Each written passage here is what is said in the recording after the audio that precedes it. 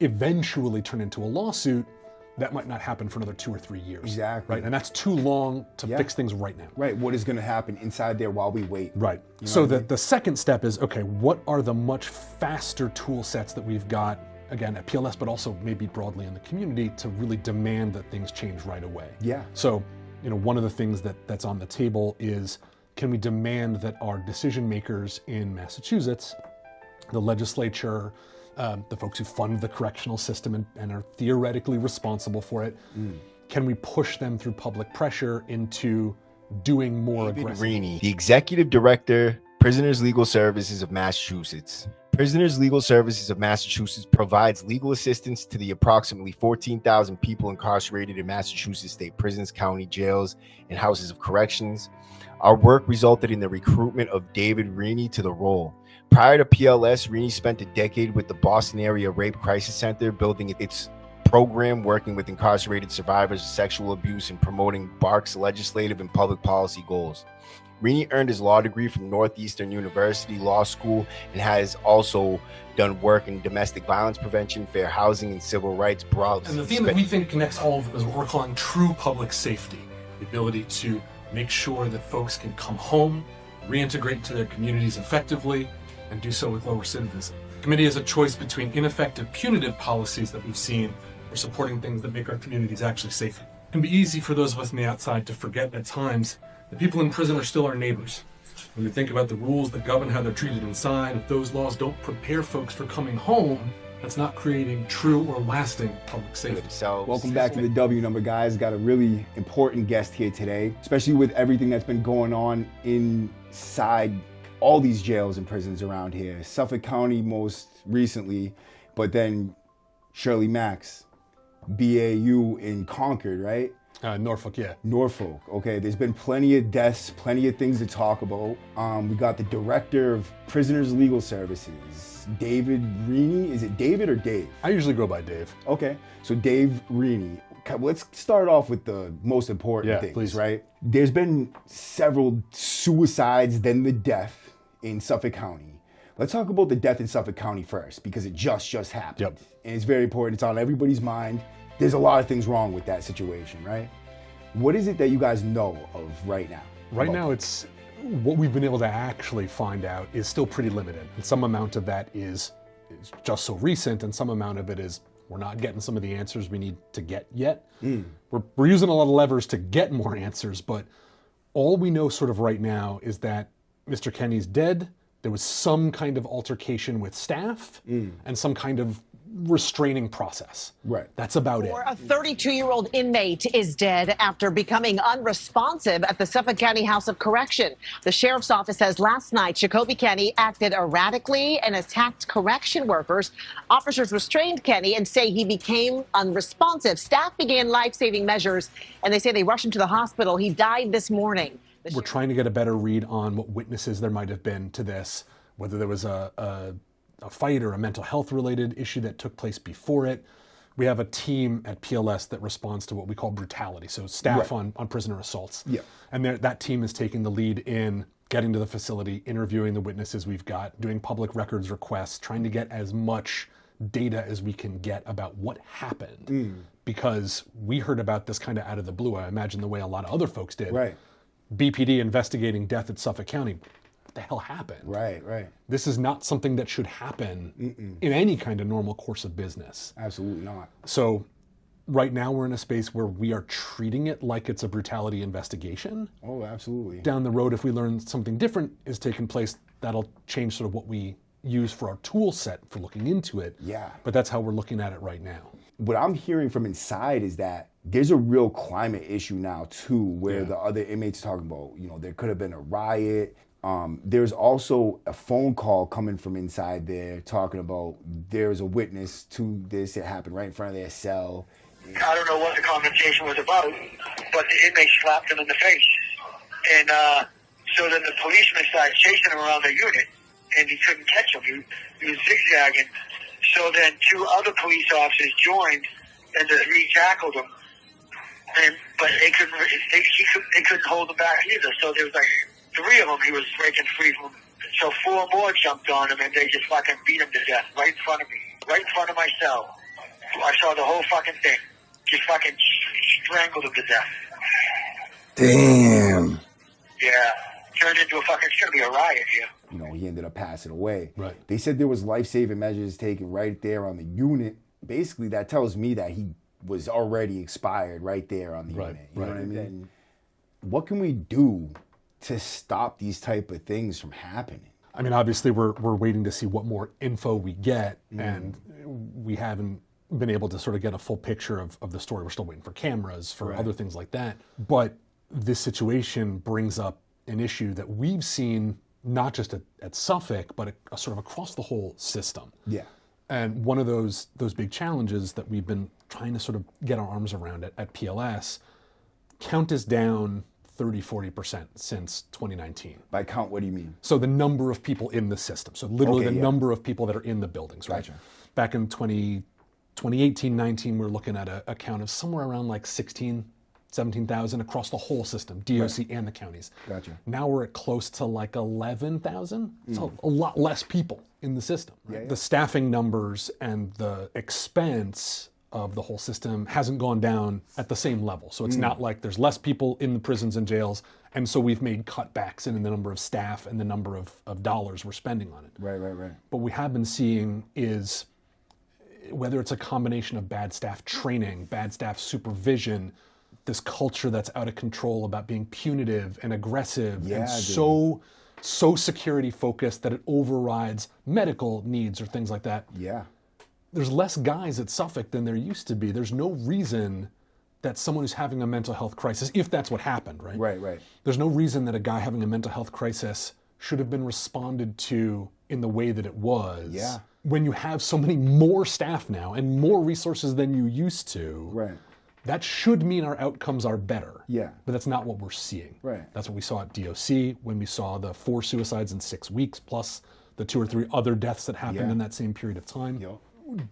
Regardless of sort of what the exact circumstances are about Mr. Kenny's death at Suffolk County, this issue of what are the systems doing with these extra staff, this extra money? Right. It doesn't seem to be going into better training. Right. It doesn't seem to be going into better medical, support.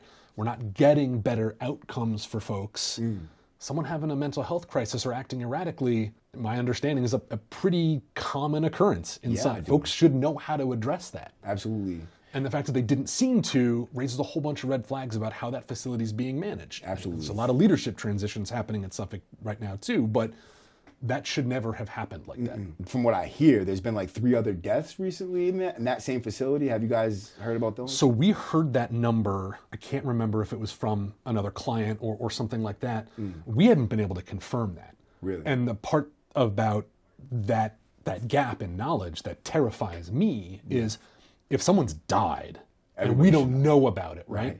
One, there's a whole bunch of laws and rules that govern when and how the sheriff's or DOC has to be reporting deaths, right? There's a whole process that's supposed to happen, whether it's something really tragic like this or tragic in other ways where someone has a chronic medical illness and it's maybe less surprising that they passed away, but they still have to follow these rules about when someone dies. If in fact that happened and no one's heard about it, that's a really major concern. Yeah, it's concerning. Right, transparency about whether they're following the rules and the laws the way they're supposed to. Even if it's not true, the fact that that's the impression inside, that somebody is dead, when hopefully maybe they were just transported to the hospital and it turned out they needed long-term care or something like that. The fact that there's no information exchange to help folks inside understand what's happening. Is also really concerning. I mean, communication is big in any type of relationship. And it's huge. It could cause a lot of like tension, climate issues. Right. And that goes towards what they were saying. I heard a phone call from one of them in there talking about they saw it. And, he's like, wow, it's a bad atmosphere in here right now. It makes it more dangerous for everybody. What are some of the things that you guys are working on, like directly focused towards creating more transparency between the public, the inmates and the officers and the administration, things like that? Like, what can we even do to accomplish something to do something like that? Yeah. So I want to be upfront and say, PLS is just one organization, and the hope is when it comes to something that looks like it's really systemic, like this, right? The deaths in DOC, now this death in Suffolk County. It's not like the other counties haven't had major issues over absolutely. the past, year, 2 years. There are certain levers that PLS is really well placed to pull that we're trying to, and other levers where our hope is we're working in collaboration with community partners, folks who are out now, who have some real experience with the system and know sort of what's happening on the inside. Yeah. So the first thing that PLS is always looking for is there an avenue for us to sue the system? Yeah. Right? Was there a violation of someone's civil rights or human rights? Is there an avenue for us to bring something like a wrongful death claim Yeah. or a discrimination claim or some other type of similar thing? Yeah.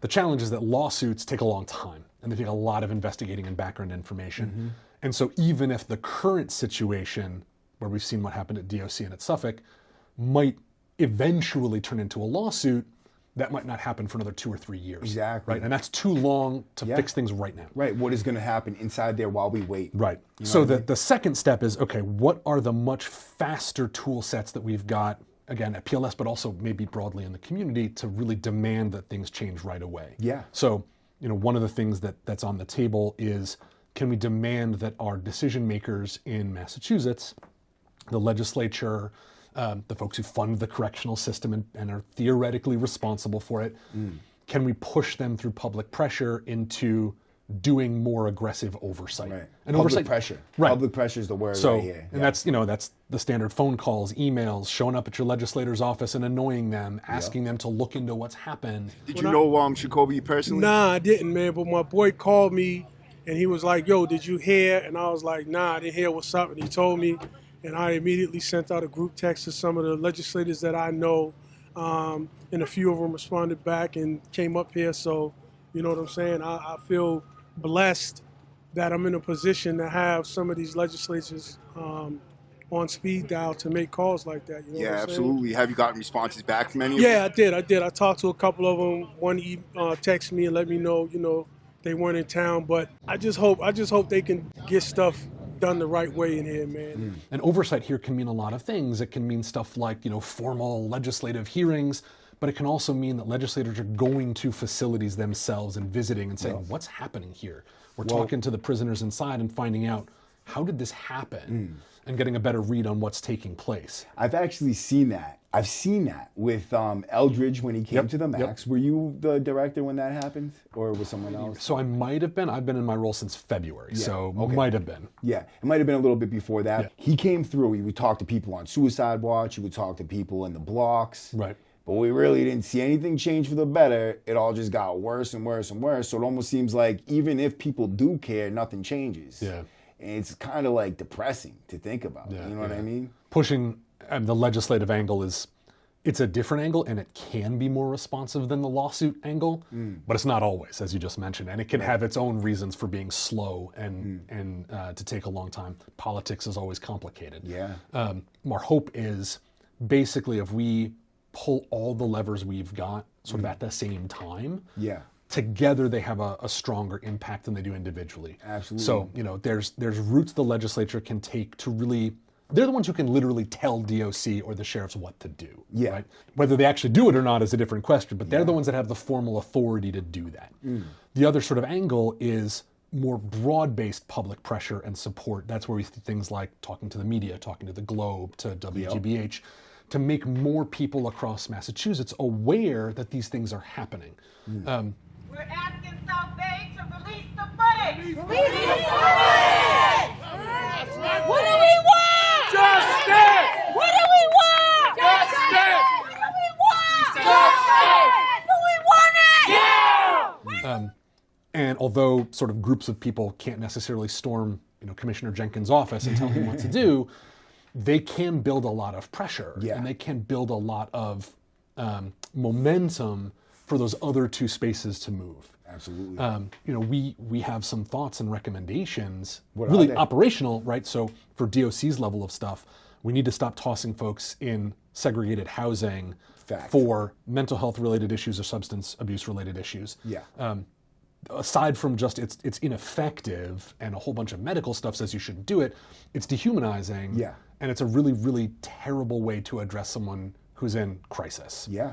And if we do that more often, we're going to have these kinds of results more often. Absolutely. Right? Yep. So that's one step. Don't do that. Yep. If folks need mental health support or Right. substance use support, get them treatment. Yeah.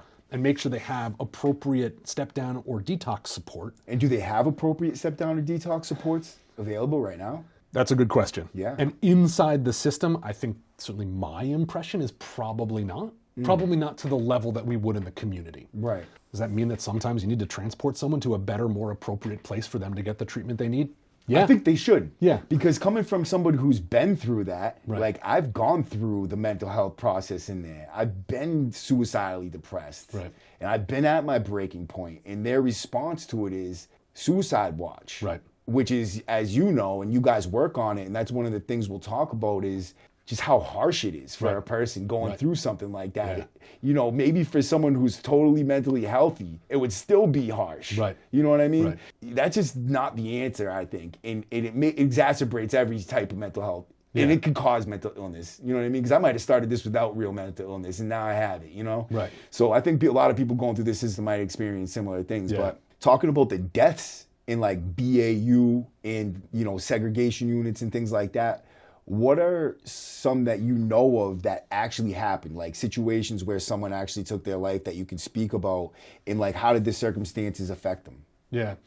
So the two that we have sort of the most direct information about, there's one that we have a little bit of information about from Sousa that's a little bit different but similar. And I'm sorry I don't remember the guys' names, which is a dishonor to them. But the two guys who committed suicide in Norfolk in September, within I think it was 2.5 weeks of each Yeah. other. Our understanding from the information we've been able to pull together so far is that both of those guys were having a combination of mental health and substance related challenges. Yeah. The staff in the facility, either because they're badly trained or because staff don't want to deal with folks having mental health issues anymore, both got sort of tossed in the BAU for, to dry out. Yeah. And there's a whole bunch of information and research and everything else in the world from the medical side of the community that tells you, don't do that, Yeah. right? Don't do that. Right. That doesn't work for basically any kind of substance use, right? Having someone detox that way is all kinds of terrible. And there's drugs there. They could use them there. Right. Some combination of having mental health crisis, being depressed or whatever. We don't know the exact sort of mental challenges folks were dealing with, but we heard that both of these guys were having issues, Yeah. having challenges, then putting them in a space that is unusually restrictive. Right. Right. I know DOC will claim the BAUs are not segregation. They're not Yup. solitary confinement. I think PLS has a very different take on that, right? If someone functionally can't control where they're going or what they're doing, it doesn't matter how many hours you're out of your cell if every time you're in your cell you're locked in, and then every time you're out of your cell you're locked to a chair or locked Right. in a cage Right. or locked in your outdoor dog run thing. It's still restrictive. Yeah. You can't move, you can't go about your day, you can't get to programming, you can't see your clinicians the same way. So that's one of the things that we think we saw is that you took guys who were in a bad spot, and instead of giving them support and treatment, which again is the medically appropriate thing to do, Yeah. we basically put them in a cage. Yup. And it's not outrageously surprising that someone who's in that state is going to look at their world and think this is hopeless. Yeah. I don't see a way out of this. Right. And they decided to take their own lives. Yeah. We have a little bit of anecdotal information that at least at Norfolk's BAU, there's a couple of specific cells that were supposed to be suicide proofed in some way, that there was some exposed bars or something along those lines from a security audit a couple of years ago. We don't know if we can confirm that stuff yet. But if that is in fact the case, then one of the cells that we think one of the guys hung himself in was one of those cells that was Right. supposed to be updated and wasn't. Right. And so if these types of things don't, stop and control people from taking their lives and could actually make them want to take their lives, like they just changed the name on all these different solitary confinement things that are for mental health purposes, right? They say like the SDP, but it's really just DDU with some mental health care, or the BMU, which is like super restrictive and I think can consist of torture almost. Like the way they treat people over there is almost like torture. My twin brother's over there. Many people I know are over there. Then you got the SAUs, and the BMU is just another name for like segregation unit, isn't it? Right. I mean, I think that's our take on it broadly, right? That again, the DOC and the counties may have some branding they would like to bring to the table that looks like it's different. Right. I think our assumption, based on what our clients tell us, is that the actual experience of folks in there is that it's the same thing as it used to be.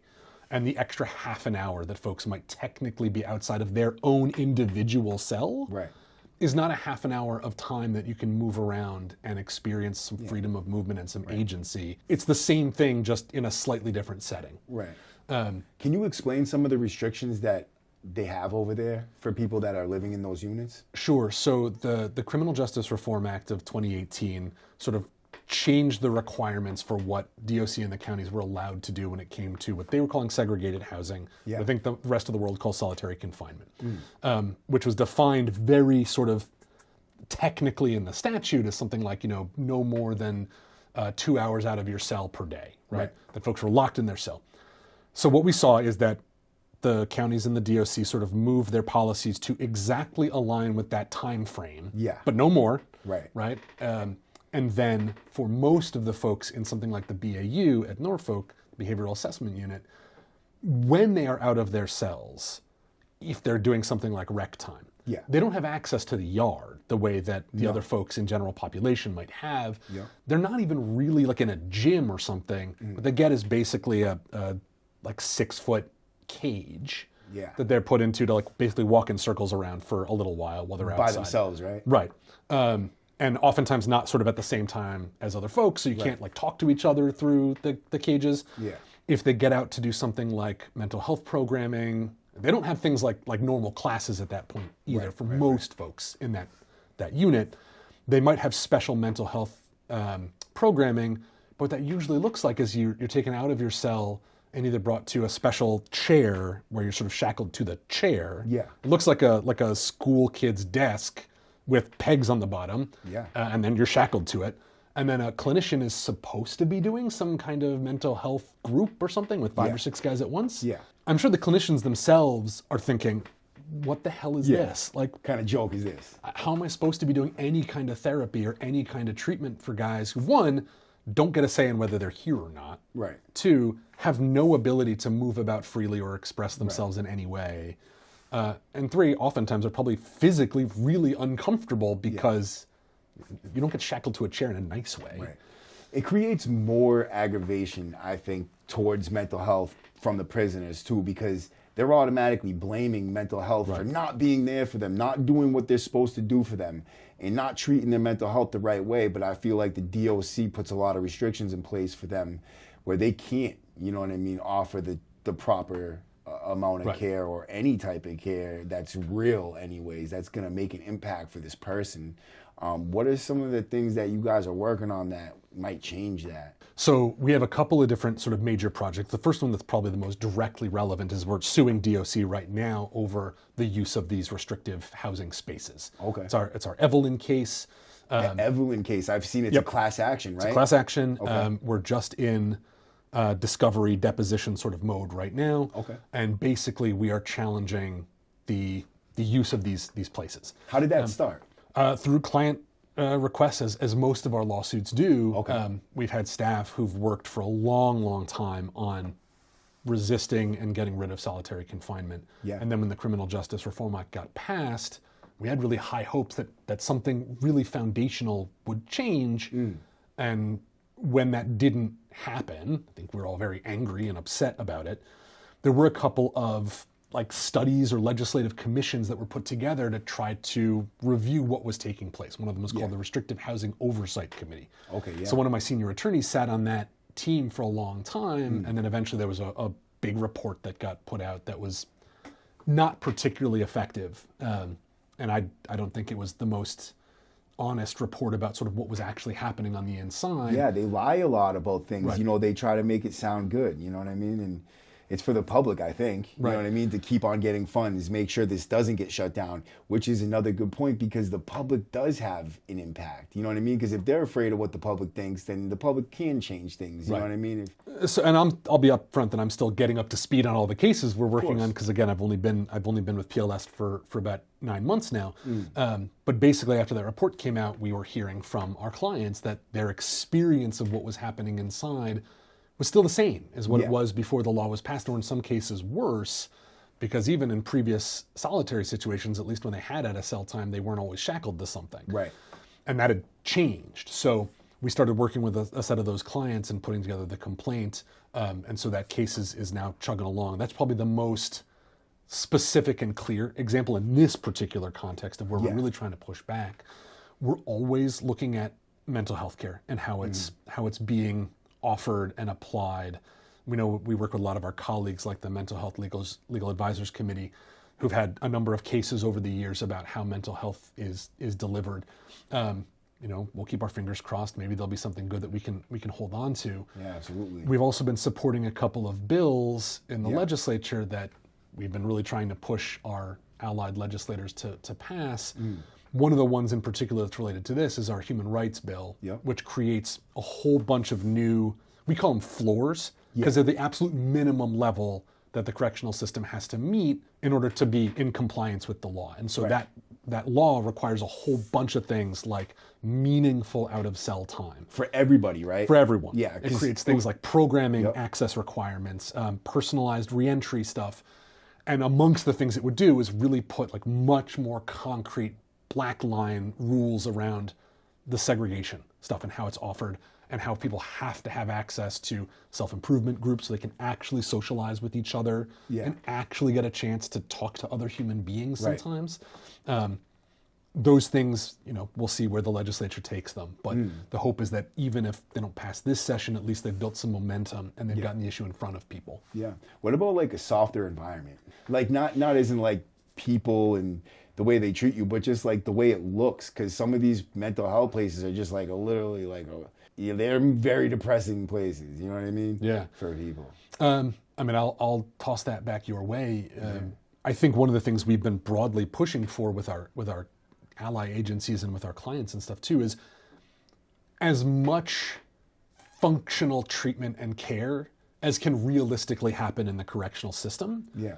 One of the things that we've heard and that we're cautious about is giving the sheriffs or DOC too much space to slap a coat of blue paint on the walls and say, we're doing something therapeutic. Yeah. We know that there's been a lot of push from the sheriffs in particular to serve more of a social service role for the community at large. Okay. We're going to offer mental health treatment or medical treatment for folks who aren't even in the system. Really? Maybe they're just homeless or they're indigent. Okay. They need support, they need services. So we got space. Why don't they come to us? I think what we've seen is, one, it's like morally super atrocious to me. Yeah. But two, you can't do it right. Yeah. You don't do it effectively. Right. And it doesn't matter how many blue rooms you have or soft lighting you install. Yeah. If the foundational component of how you actually serve people in mental health care treatment is coercive, if it's pressured, if there's no agency on the part of the patient, it doesn't work. Right. So we want to make sure we're being, that we're listening to what our clients are asking us for. And if they're saying, hey, what we could use that would really help would be if the sort of context in which the treatment is happening looks a little bit more welcoming, right? It's a small win, but maybe it's a win. We'll see where we can support that. But we know sometimes when we do those kinds of things, the correctional system is pretty sophisticated in how it can take any amount more resources or any amount more mandates and find ways to make it work with their default setting, which is punishment and control. Yeah. And we want to be careful that we're not giving them any more leverage to do that here. Yeah. And talking about the max, there was some deaths that occurred up there too. Were they suicides as well? So there were 2 suicides at Susan Baranowski, and as far as we are aware, there was 1 suicide attempt. Yeah. We don't have as much information about those, and part of that's just they happened more recently. Yeah. The public records and stuff that we've submitted, we haven't gotten back a lot of that stuff yet. What we do believe we know so far is that one of those happened in the RTU, the residential treatment unit. Yep. One of them was in general population, and we don't know as much about that one. Yeah. The suicide attempt, I don't know that we have as much background on so far. But maybe in sort of relation to what you were just asking, the RTU might be one example of one of those small changes that looked like it was having some positive impact. Yeah. I don't want to overpitch it, but the idea of the RTU was supposed to be that for guys that were dealing with long-term mental health issues, there was going to be a less restrictive environment for them, less restrictive than Sousa tends to be, and that they would get extra sort of support and mental health programming. And so the unit was not full. It wasn't normal size. It was a much more limited focused set of guys to get special treatment.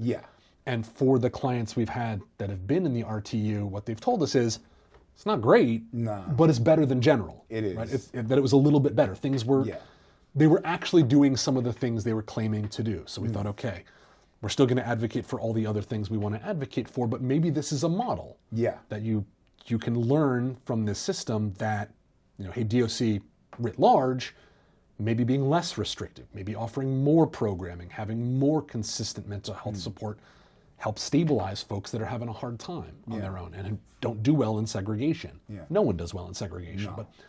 But then at some point in the fall, and I don't have exact dates on this, it sounds like there was a group of guys that were basically a group of protective custody guys that the leadership decided for one reason or another couldn't be held in another part of Sousa. And they were putting them there, and it was making the other people in that unit feel uncomfortable. And so it was like, it's kind of taken away from being on that unit. Some people didn't even want to be there, even with mental health issues, because they're like, they're using this as kind of like a PC unit, and they didn't want to be viewed like that, and so they would move off the unit. I was one of them. I got out of there. It was a brawl that happened, with one of those people. You know what I mean? They started, and it's like they're not supposed to be down there. They didn't have really legit mental health issues. They were just hiding, kind of, and the DOC was allowing it to be down there. And what we heard, and again, this is what we're hearing, was that in addition to them just being in a space that they probably shouldn't have been assigned to, why they couldn't be somewhere else in Sousa, I don't know. There's a lot of excess capacity there. Or why they couldn't be moved to another facility, I don't know. Was that because those PC guys couldn't rec with anyone, they couldn't chow with anyone, they put those same restrictions on the rest of the RTU unit. Well, the whole purpose of the unit was to be less restrictive because that was therapeutically indicated for the guys that were there. So you have a whole unit whose function is to support at least some amount of mental health stabilization, and then leadership's decision, at least as far as we can tell, was get rid of all of that. Again, any individual guy, we don't know what's going on in his head and what needs he has. But just from a top level decision-making matrix, why would you do that and not expect really terrible outcomes? Right. Because you got real dudes down there that they still will take out a PC. It'll cause just as much violence if it was in a regular population unit, because those are population inmates just with mental health, overtones, whatever, that get sent down there. Some people that were down there, I guess, you could say they were playing the system, made the staff think like, oh, whatever, these dudes are just getting over. We don't really need to give them all this stuff. And, they did what they felt like they wanted to do rather than what they should have been doing according to the law, I think. You know what I mean? So they use a lot of their own personal judgments to decide how they treat each unit and stuff like that. And that's something that we hear all the time, and that I imagine is not that surprising for folks who've been through the system, is there's an amount of training and professionalism that we expect the system to build into its staff. We don't always see that actually happening, right? Absolutely. And that, especially at a place like Sousa that has a reputation for being a particularly violent place, a particularly segregated place where there's not a lot of freedom of movement and things like that. One of the things I think PLS has been very aware of and trying to find out where we can help move the needle on this. 5 years ago, when the attack that the Diggs case sort of was based on took place, right? I'd like to get into that sometime. A horrific, 3-week set of repression there. The DOC just settled with us a couple of weeks ago. The count was higher and the staff per prisoner ratio was also a lot lower, right? Because there were more people there. The expectation is when you have a much lower count, I don't want to give DOC too much credit here, but assuming that they would claim that some of the guys in Sousa are particularly challenging to manage, because who knows, maybe they are. You have a lot more bodies to do it with. And yet we're still not seeing the kind of professional control that's respectful and managing the way that we would expect it to be when you now got 2 staff per inmate that you didn't when you only had 1, or half of a staff member per prisoner. What's happening there? right? If the staff are getting angry at the prisoners, or they're deciding for themselves in a way that they don't have the discretion to decide, that guy's a liar. He's lying when he says he needs crisis. Right. Fuck him. I don't believe him. They're writing tickets for people calling crisis. That's not in the discretion of a correctional officer, right? There's a procedure that you're supposed to follow. And if they're just not following it, that's a whole bunch of training, supervision, and leadership and management problems right there. Another thing is, though, is that where's the oversight? So who decides, who's looking at this situation and can be like, nah, you're fucking up, and we're gonna step in here and make some changes. Like, who does that? Right. So, and this has been one of the interesting challenges of getting involved in the sort of the deaths in custody thing really deeply, the way that I've been trying to do. There's what's written on paper. Yeah. There's what actually happens. Yeah. And then there's where's there actually power to do things in the system. Exactly, the power. Where's the power come from to change it? So on the paper, right, you're like, okay, so if a CO does something in a unit that's way out of line, out of policy, right? We all know what's supposed to happen, right? That's on paper. Okay, internal affairs can look into it. Leadership in the facility is supposed to do something about it. Yeah. If leadership in the facility doesn't do something, leadership at DOC is supposed to do it. If they're not doing it, EOPS is supposed to be doing, the Executive Office of Public Safety and Security. Okay. And then theoretically, if you really go all the way up the chain, you get to the governor, right? Yeah. Now, the governor's not going to say you got to fire one particular officer, but she can yell at Commissioner Jenkins, and Jenkins can yell at the leadership of the facility. We know that doesn't happen. Never. Right? I don't see it happen. Realistically, unless the thing that happens is caught on camera and is so egregious it's going to give DOC like a big black eye in the press. Right? We know that's not what realistically happens. Then there's the what sort of power is there, right? Where's there actually authority? And the answer so far has been on the sort of inside, the powers in the staff union, right? If the union doesn't want to discipline someone because they want to protect their guys, Makofu is powerful and big, has a lot of money. They're going to protect their guys. Yeah. And they always do. And they always do. If the governor or someone higher up at EOPS isn't so invested in making sure that whatever happened doesn't happen again. Right. And sometimes they'll do that because they care. I like to think that some of our public servants, really do care about making Where they want re-election. Right, but then the second question is, what are the levers that are pressuring them, right? Is it re-election? Is it campaign money? Is it they don't want to look bad in the press? Is it a whole bunch of different things? Right. If they're not getting pressured that way, then they're not going to move a ton, right? And so this is the real question then. So how do we make the changes that need to be made in order for those pressure levers to get pulled? Because if they're making money off the fact that they don't act, or, by taking the correctional officer's side or taking the administration side, and they're going to benefit off that, why would they ever take our side? You know what I mean? Yeah. And so maybe, where does the funds come to pay these lawsuits from? Where do the funds come to pay all this shit? Right. That's a great question. And the question you ask is a really good one, and one I wish I had a better answer for, because if I had that, we would have fixed a lot of problems by now. The one angle PLS can take, and I think is one of the things that we do that's unique, but it's slow, is we can sue people. And that's one of the places where there's sort of this neutral third party. And we know the courts are not actually neutral, lawsuits are not actually neutral, but it's more neutral than asking DOC to censure its own members, or asking the legislature to take action when they don't care. Or it might just be the only option at this point. Sometimes it's right. It looks that way. So that's the lever that we feel like we can pull and that we're good at.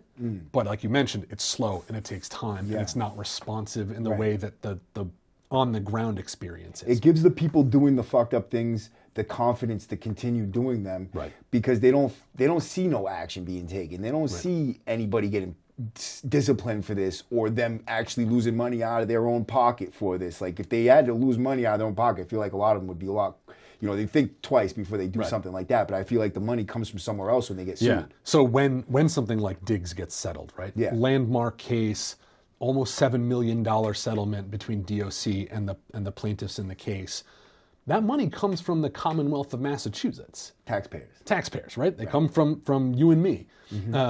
It goes through a long, funky process, but basically the legislature funds a special bucket of money for every time Massachusetts gets sued. Right. And they got to fund it sometimes they don't always fund it all the way, and so they got to come back and fund it again. But that comes from all of us, right? And so are the taxpayers being made aware of where their tax dollars are going, especially, or like how many lawsuits are getting filed and how many are getting won and how much money is actually going towards these lawsuits each year that they could be saving maybe, or could be going towards something better? Yeah.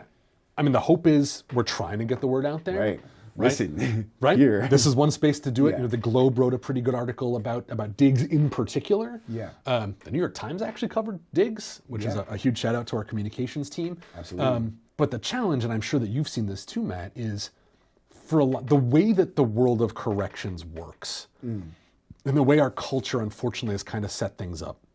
It's not like everyone across Massachusetts has the same skin in the game. Right. There's a lot of folks and communities don't know a single person who's incarcerated, don't know anyone who's ever been incarcerated. They have no reason to care. And unless someone brings it directly to their face and tells them, we just spent this amount of money because your public servants beat the crap out of people for 3 weeks in a prison. Yeah. It's going to be either theoretical to them, they're just not going to know. And that doesn't make them bad people. It just means they have no frame of reference for this at all, right? Right. And then other communities, this is so everyday for them in a way that's really terrible and really unfair, that, you know, 1 out of every household, there's someone who's been through the system or is in the system now. Yeah. And so, you know, we're lucky that we got some good press that covered the story, and that was important. And PLS is talking about it a lot, and we've been telling legislators, look, man, you know, just this year alone, we settled 2 cases with correctional agencies where sort of combined, we're looking at over $7 million of taxpayer money to make up for decisions that the correctional system made that were horrific. And that's Colleen and his cellmate that day, Robert Silver Prentice, say they were not resisting. They say they were caught up in a violent, unprecedented wave of retribution and collective punishment by prison authorities after 4 officers were assaulted by prisoners on January 10th. The prisoners in cell 15 were not involved in that assault. Over a 6-week period in early 2020, excessive force complaints at SUSIT increased nearly 30 times over the prior year.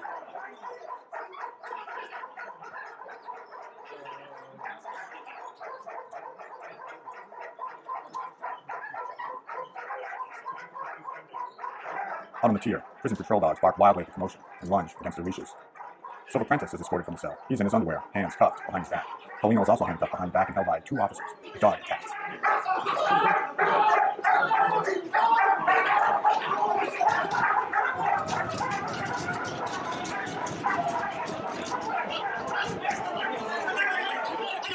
Later, at least 4 officers filed reports claiming Paulino left the cell violently, breaking free of his escort before the dog attack.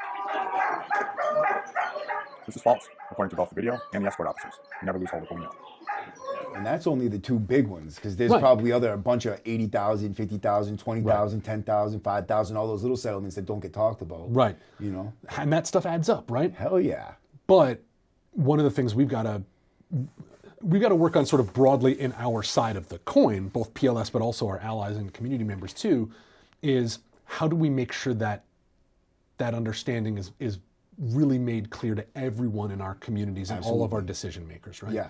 How do we make sure that they understand, look, man, we're spending a ton of money to cover the backs of folks who did pretty atrocious things. Yeah. It's not like someone made a bad judgment call. They tried it in good faith. It didn't work. Someone got hurt as a result. Okay, that's a mistake. Yeah.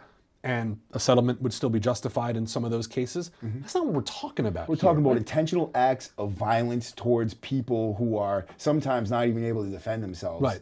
And I was instantly punched. And all they kept screaming was stop resisting when I wasn't even resisting. Right.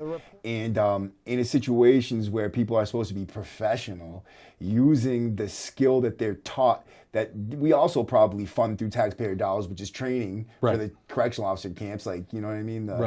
What do they go through there? Yeah, go through the correctional academy or something. My advice for this is to believe in yourself. Believe that you can make a difference. Believe that you're capable of more than you probably think you are.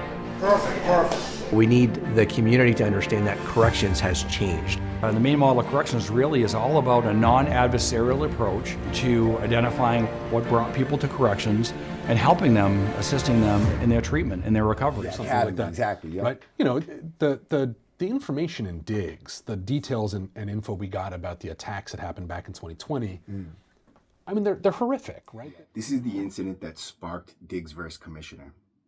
All the people involved in this situation that actually threw punches or whatever were sent to other facilities medium security, holes, other solitary detentions around the state to await placement into disciplinary detention unit, which is long-term solitary confinement.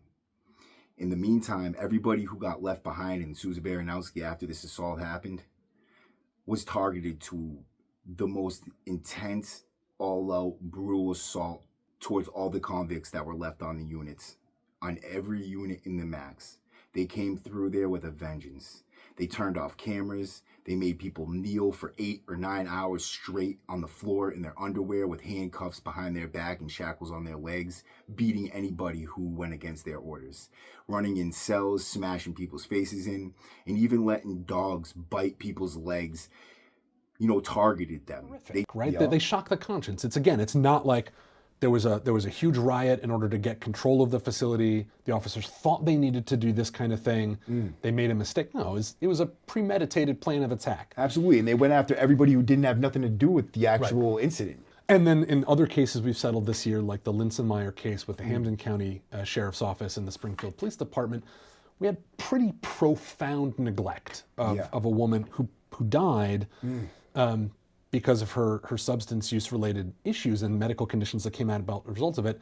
And it wasn't like they missed one thing. This woman was like passed out in her cell for multiple days with her cellmates yelling at the COs, something's wrong, you gotta take her to the hospital. And they didn't do anything with it. Did that receive any media? So we got a little bit. That got some good press earlier this year. More out in Western Mass, not surprising.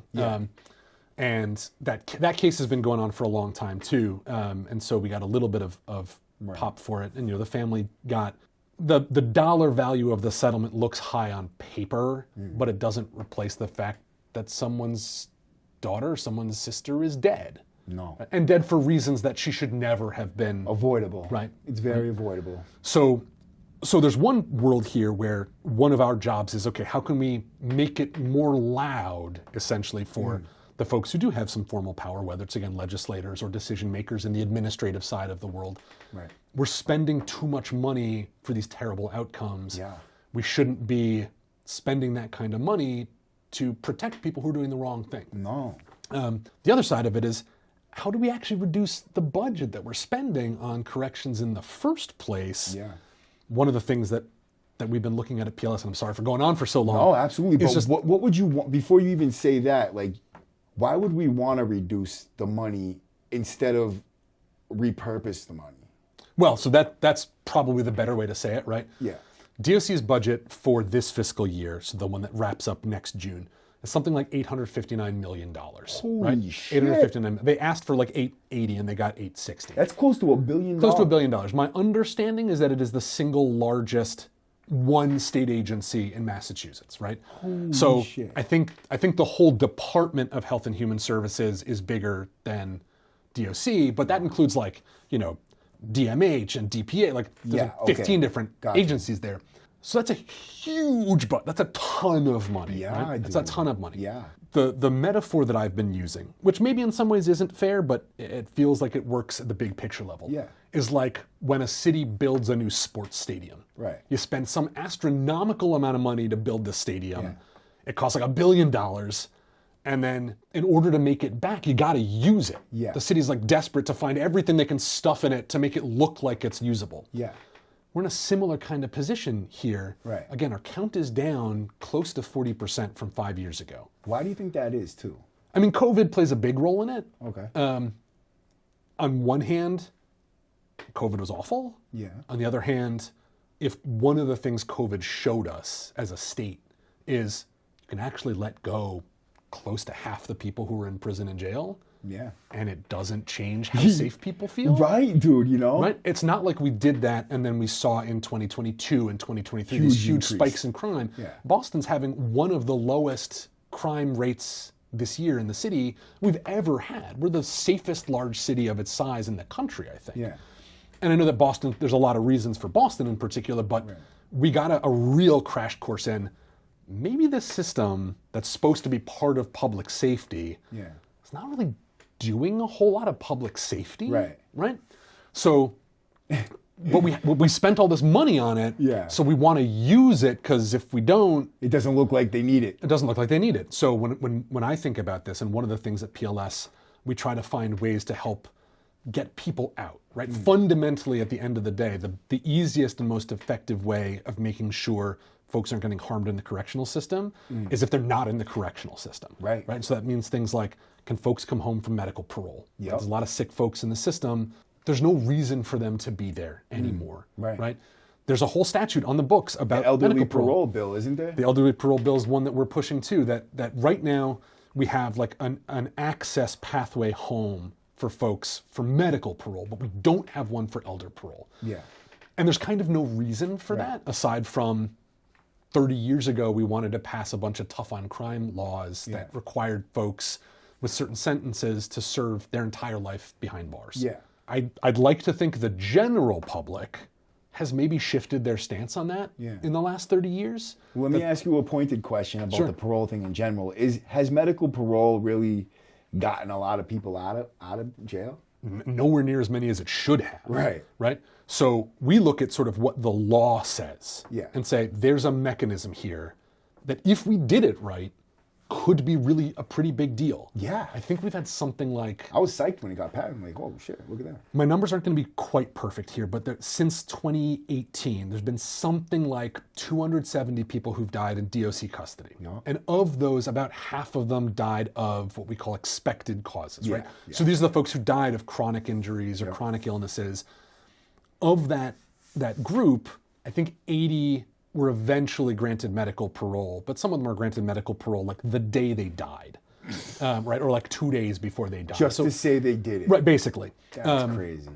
One of the things we've observed, and this is a space where I just don't have the numbers memorized yet, but the rate at which people are granted medical parole without attorneys working on their applications is really, really, really low. Wow. Even when the medical sort of necessity is still there. Yeah. And when they have representation, the rate is a lot higher. It's not perfect. It's not like 100%, but it's a lot higher. Right. And you're like, if the underlying medical situation is still the same, if someone's got terminal cancer, they have terminal cancer whether they got an attorney or not. Right. Why is the system fighting so hard tooth and nail to keep someone on the inside when it costs a ton of money to treat them? Yeah. They're not very good at treating them. They're not a public safety threat, right? If someone's on dialysis and is 60 years old with some medical and dementia or something, they're not coming out and stabbing anybody. No. They're not even coming out and trying to do some weird online. Those folks are trying to die with dignity and maybe with their families. So with someone facing like something like that, right? What is the defense they're using to keep them in there? So the sort of the challenge is the process is entirely contained within the correctional system. Yeah. So you apply for medical parole to the commissioner, basically. And oftentimes their justification is essentially, you're not sick enough yet.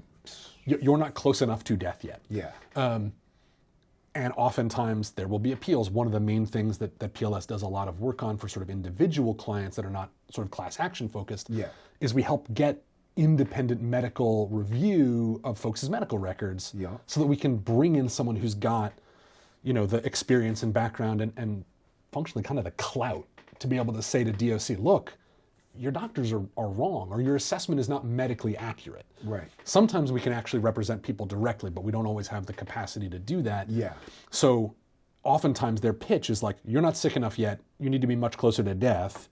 And our doctors that we have the good fortune to work with will say, no, that's ridiculous. Like, this person's very, very ill. Right. And the medical parole statute doesn't require you to be on death's doorstep to get it. It just requires you to have a terminal illness, correct? Yeah, it's got, there's more sort of technical stuff in there, but basically that's it, right? Yeah.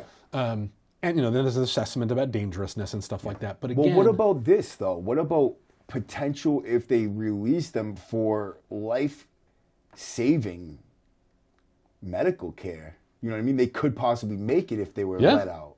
And there's folks, very few, but there are a few folks who've at least been stabilized, right? Yeah. Who've had, some, or have, for example, dementia, really, really advanced dementia. Maybe their body isn't necessarily imminently about to die, but they're not in a space to be able to take care of themselves. And we've had one or two folks who've been released, I think. who are thankfully back home in a nursing home or with family where they can at least be cared for by their loved ones.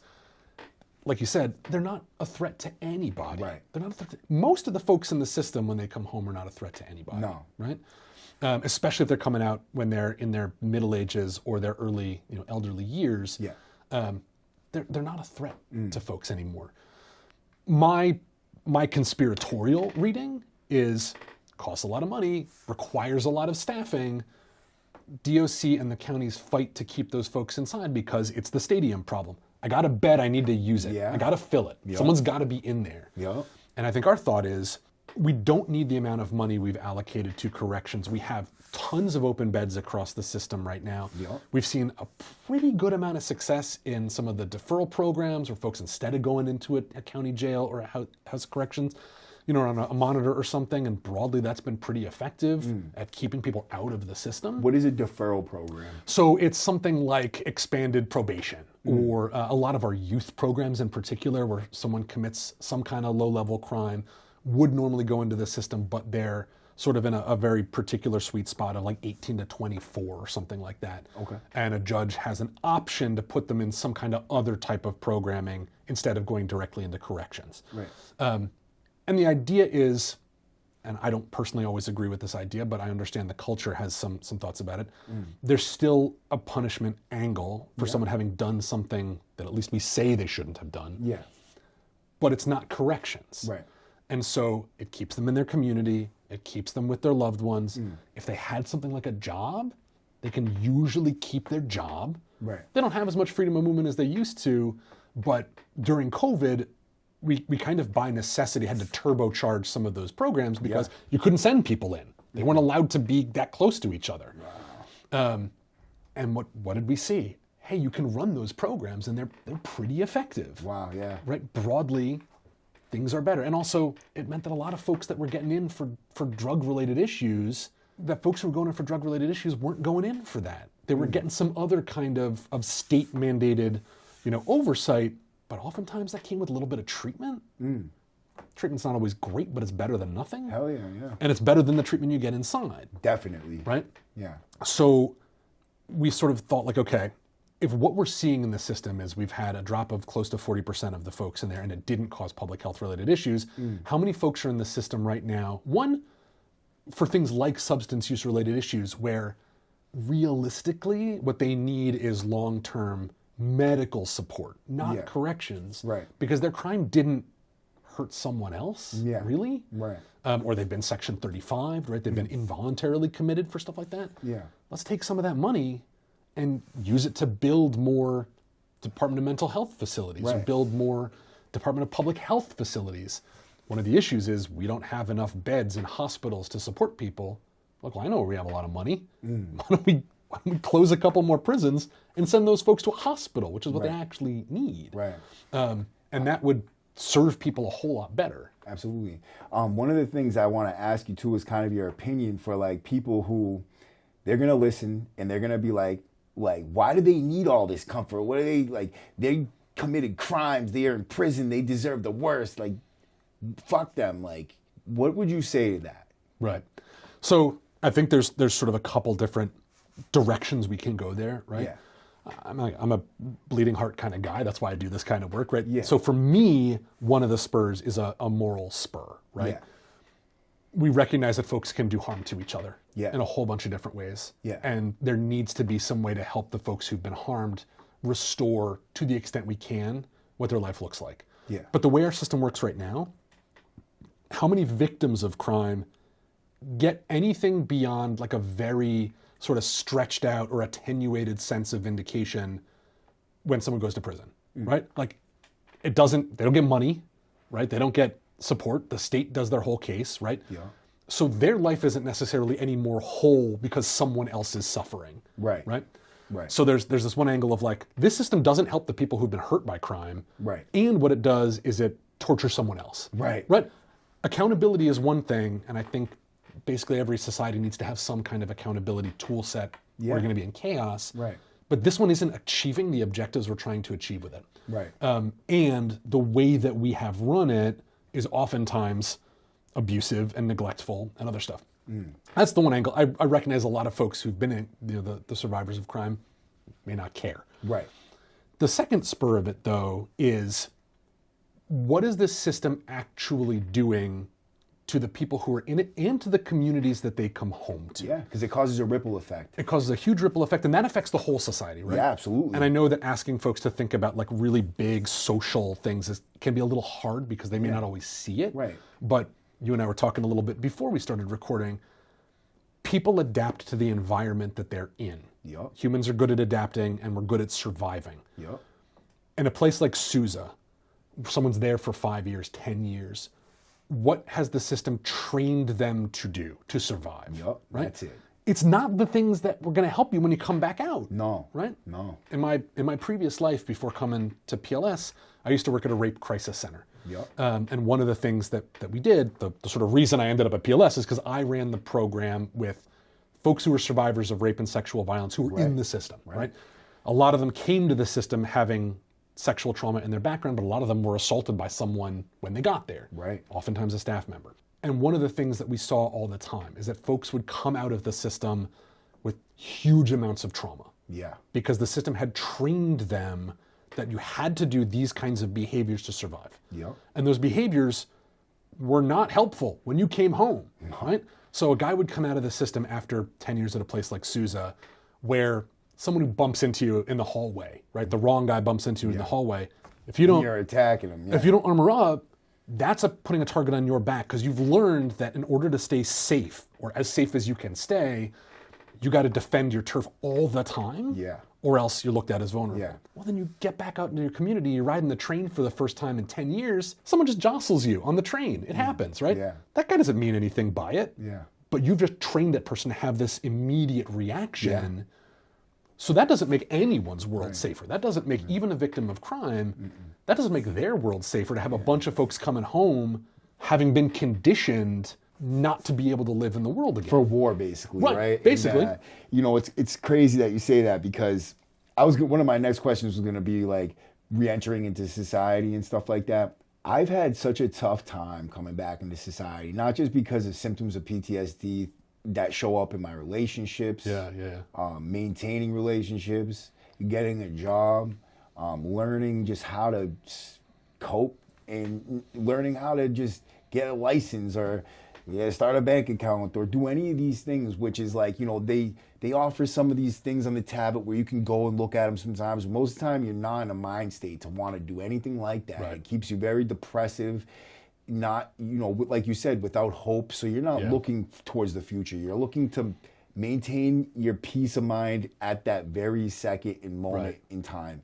And so future thinking is not really a thing, you know what I mean? They take that away from you in the way that they make you live, almost, right? Yeah.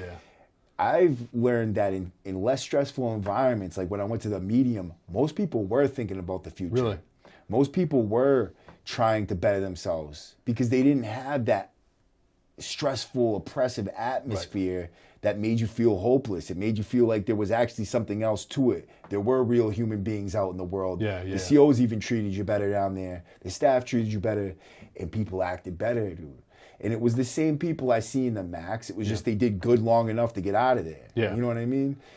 They have the same tendencies as everybody up there. You know what I mean? But what I'm getting at is if you offer somebody something to lose or more to lose in some humane treatment, they're a lot less likely to act up or commit an act of violence. You know what I mean? And that's one of the things we've seen more broadly, and that we've asked DOC, and that we want to push again as sort of a public question for folks, is we don't have a ton of minimum security facilities in Massachusetts, but we have a couple. And to get there, it's very hard for somebody in a maximum security mind state or in that environment for a certain amount of time to ever even reach one of those places. Right. It's practically impossible, realistically, because of how folks get classified and how many overrides there are. Right. So we've been increasing the number of people at Sousa, the maximum, and decreasing the number of folks in the mediums and minimums. And that's a factual statistic? Yeah, that's straight up. We have the numbers for that. Okay. And we have no good sense of why that's the case. Right. If you release someone after doing a lot of time, but they've been able to go from a place like Sousa, maybe they spent a while at Norfolk or Gardner, then they spent some time at Boston Pre or Pondville, maybe they started working a little bit, got a little bit of work release. the outcomes for folks who go through that pathway, So much better. way better. And Yeah. it's not shocking, right? One, Yeah. you get a chance to acclimate to a new way of thinking, a new space, a little bit more hope. Yeah. Guys who get a chance to, and women too, I'm sorry, I keep saying guys, but anyone in the system, they can actually get a chance to work a little bit, Yeah. start to interact again with the population that's not inside. Right. Oh, okay, this is what it's like to be back out again. That interaction's way better. You release a guy from Sousa directly to the community, it's system shock. Yeah, right? dude. For me, it was bad, and from what I see and from what I experienced, just being in the medium for 3 months, my whole sentence of 17 years. Yeah, 3 months of 17 years I spent in a medium, and I've had years and several years at a time where I haven't got in trouble. They override you. Yeah. Explain to people what an override is. There's a big sort of funky spreadsheet basically that's called your classification or your class board, and it's supposed to determine basically what kind of a risk someone is while they're in the system, and that's going to determine what kind of security level they're supposed to be housed in. Right. And there's a bunch of different factors, things like length of sentence, type of crime, disciplinary infractions, and you get like points on them like you would getting into traffic accidents on your license. Right.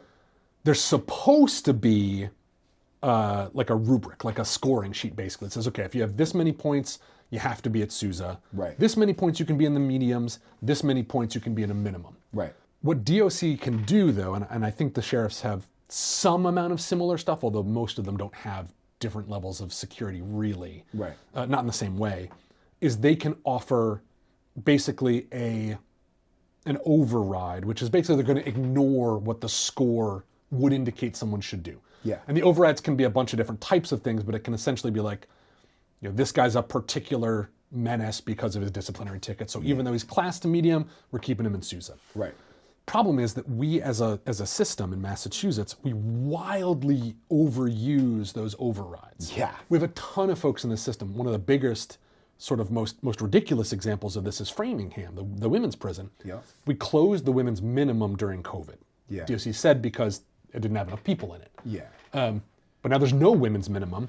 Probably about a third or a half of the women at Framingham, based on their classification, are eligible to go to a minimum security setting. Wow, dude, yeah. And there's just nowhere for them to go. Yeah. A lot of the counties can't take women back. Or the DOC doesn't have a relationship with the right county, so they can't step someone down in a county. There's no DOC facility that's minimum security anymore, so the women just get stuck in medium. Right. And every level up in security you get, it's more restrictive, right? Sousa's the most restrictive facility we have in the state. Yeah.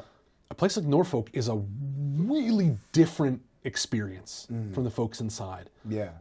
Massachusetts Correctional Institution at Norfolk is a medium security prison in Norfolk, Massachusetts, under the jurisdiction of the Massachusetts Department of Corrections. Opened in the early 1930s, MCI Norfolk is the largest state prison in Massachusetts. On January 6, 2020, there were 1,251 inmates in general population beds. One of the notable inmates of MCI Norfolk was Malcolm X, who was also a member of the Norfolk Debating Society while incarcerated. MCI Norfolk was founded in 1927 as the Norfolk Prison Colony, a model prison community conceived by sociologist and penologist Howard Belding Gill, who was appointed its first superintendent in 1931. Gill was dismissed in 1934 after an escape by 4 inmates and replaced by his deputy Morris N. Winslow, who served as superintendent from 1934 to 1950. During the 1950s, the Norfolk Debating Society, a team consisting of prison inmates, beat a number of university teams, including the Oxford Union at Oxford University. There's actual socialization groups. Yeah, Guys can hold programs. They can talk to each other. They can socialize in a way that's at least closer to like normal human existence. Yeah, it really is, and it gives you a different, mental health is a big thing. I am a big believer in mental health treatment, or just providing an atmosphere that is more conducive to better mental health. Just regular human mental health, without even seeing a counselor or a clinician or a psychiatrist. Just having an atmosphere that would make you feel better. Or more confident in being able to be a productive citizen, because you're doing these things, you're taking this information from the programs they do offer you in those mediums, and you're able to go back to an atmosphere on the unit that's not so stressful and violent that you literally don't retain any information or apply any of the information to your life. It's lost. Right. It's because it's like a language. You learn it, you have to use it, or else you just forget it or just don't know how to use it, whatever. It's the same thing in the Max. The programs, you go up there, you learn it from a program instructor who just doesn't give a shit, right? They know you don't give a shit because you're just up there for the good time, and because most likely like it's not going to offer you nothing. Like, you know what I mean? The people that they find to run them just don't care. You know what I mean? And you could tell it's written all over them. Yeah. There may be like temp agencies that hire them in there, and like really, like they come from temp agencies, They don't find the real qualified people that need to work up there. Is there any way that we can actually put in place qualified individuals to run these programs? Is there a way to do that? That's an interesting question. I mean, one of the things I would think of immediately, again, to any legislators who might be watching, that human rights bill mandates a lot more programming stuff. Yeah. It doesn't necessarily mandate, unfortunately, it doesn't necessarily mandate sort of standards for instructors, but it mandates that everyone has programming opportunities and an individualized sort of programming plan too. What that gives you, if you know you have that mandate as the system, okay, maybe it pushes you a little bit more towards hiring or finding better, more qualified organizations to run your programs, right? Yeah. There's been a little bit of success in getting some of the college programs back into the system. That's a big one. Which is really big, right? That's a big deal. Tufts and things like that. Now, there's a big question about why did we stop doing them in the first place? Did they stop doing them? Some of them they stopped for COVID. Okay, yeah. But then they kind of didn't bring them back. Yeah. And the question was, the colleges are broadly donating the time most of the time, right? Right. It's not like DOC pays the colleges a lot of money to run those programs. And it's also not like super sophisticated, you need like a lab to do these, you need a classroom, right? So it's not like that you needed tools you didn't already have to bring them back. Right. So the fact that it took this long is a little surprising and strange, but they're reopening, it's either BU or Tufts at Framingham, which is like, that's a big deal, right? Yeah. Giving folks the chance to actually get a degree and get training that's run, at least hopefully, by folks that are pretty knowledgeable in their field. You know what aggravates me about it though is that they're implemented at Framingham. That's great for those people. Right. The girls that go to Framingham, but there's other people locked up in Massachusetts state prisons. They'll never see it. Anything like that if they're stuck in a max, especially if they have like a murder while incarcerated. They're never going to leave the max, something like that. These are opportunities that should be available to everybody in prison. I know in New York, for instance, they implemented it in their maximum security prisons. Yeah. They have college programs. People are getting out with degrees. Right. They're able to get better jobs. They have actual information and knowledge that's applicable to the real world. Yeah. We're going to start coursework Monday morning. This is a full-time and long-term and total commitment. When that door closes, you're at Bard College. Why can't we have that in the Massachusetts maximum securities? You know what I mean? I think that we do really well with it, and people that are in those programs might have something to lose, like I said, not want to do something and lose it, you know? I mean, I agree with you wholeheartedly. I think that there's not the weird separation about what's available in what facility. Right. I don't 100% understand why they've decided to do things that way, right? We have both as much research and as much anecdotal evidence as we need to show that if you give guys or anyone something to do that they care about, it makes for a better, safer, more functional facility, right? Yeah. So you think the staff would be really excited about the idea of bringing programming to Sousa so that maybe it helps settle the atmosphere a little bit there. It gives guys something to look forward to and to do. It gives them something to hope for. Oh yeah. But that's not what we've been seeing a ton. No. DOC is they've been very upfront about their desire to do more programming and about sort of being very proud about what program they do have. Do you think it's real? I think there is programming in certain places. No, do you think their attitude about doing that's real? I don't know. Or their talk? Where are they talking about it? That's the question. Right. Is it in front of the media or in the back rooms where they actually mean on doing something? And I think that probably it can be a couple of different things at once, right? It can be one thing for high-level leadership at DOC to say, look, this is our major strategic priority. We want to get programming everywhere and really make it work. But that's 6 levels of separation between that and what actually happens in the facility. So there's one world in which maybe they really mean it and they really want that, but like kind of no one who actually does it cares. Yeah. So they can say way up top, we're going to really move towards a programming first model. And by the time it filters down through, the deputy assistant and then this guy and then this guy and then the superintendent, the deputy superintendent, the actual program, coordinator, you've got nothing. What kind of power does the superintendent, say, of the max in Sousa have over providing that program or not providing that program? Yeah, that's a good question, and probably one I should know a little bit better. This is probably something my team could answer a bit better than me. My understanding is that a lot of DOC policies give a lot of latitude to an individual facility's leadership about how and whether something's going to happen, right? That can range from things like mail, what kind of books and things can come into a facility. You'd think that would be a little more standardized across the system, but I'm pretty sure the super at Sousa can make different decisions about that. Oh, and yeah, he does. Right, than the guy at Boston Pre. The same is probably true for what kinds of volunteer programs or programming happens, or under what circumstances or in what places. Right? Right. And even the spaces that do have access to the programming a little bit more, up front, a place like Framingham, how many folks can actually take that Tufts program? Yeah. Right. Maybe at start it's 10 women. Right. That's a good start, but what's the plan to get that to 100 women? Right. Or the whole community, or the whole community, the whole space, right? Yeah. What we've seen in reality is that there are some facilities that have a lot of access to programming because they are generally considered to be more manageable and safer facilities, like Norfolk, and others like Sousa that have basically none. Right. And there's no standardization. Right. And in fact, the state auditor just reviewed the Sheriff's Association, the Mass Sheriff's Association. Yeah. It's a funny but not funny document because of all the things that they identified were problems. Yeah. One of the most basic was the sheriffs themselves have no coordination across the sheriff's offices about programs or projects that are supposed to achieve the same outcome. Yeah. And so the quality and availability of those programs is wildly different at the sheriff's offices. Right. Right?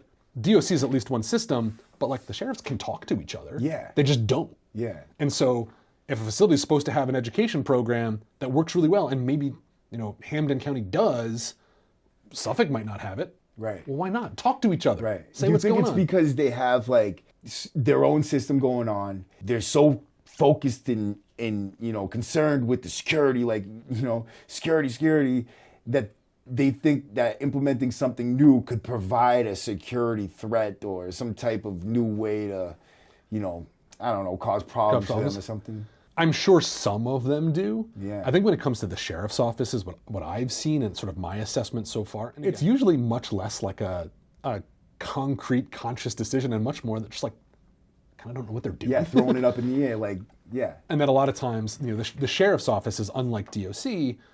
Each one of them is kind of run like its own little kingdom. Yeah. And sometimes you have a sheriff who is pretty good at managing a thing. Right. But that's not what gets you elected. No one elects a sheriff because they run on a platform of I'm a good manager. Yeah. They have some other campaign promise that they're going for. So some facilities are well run. Yeah. At least sort of comparatively. Yeah. And the decisions they've made and what they have available has been really thought out and well done. And other times you're like, what the heck is happening over there? Yeah. What is going on? Who exactly votes on a sheriff? So every county in the state, it's weird. We have 14 counties across Massachusetts, and we're not a state that's a big county state like some of the southern states. You do a lot of elections at the county level. Yeah. For us, it's just district attorney and sheriff. So if you live in Boston, right, you're in Suffolk County. Most of the time you're electing your state representative, and that's just for your neighborhood. Right. But you vote for these two weird county level positions, the folks who prosecute and the folks who jail people. Yeah.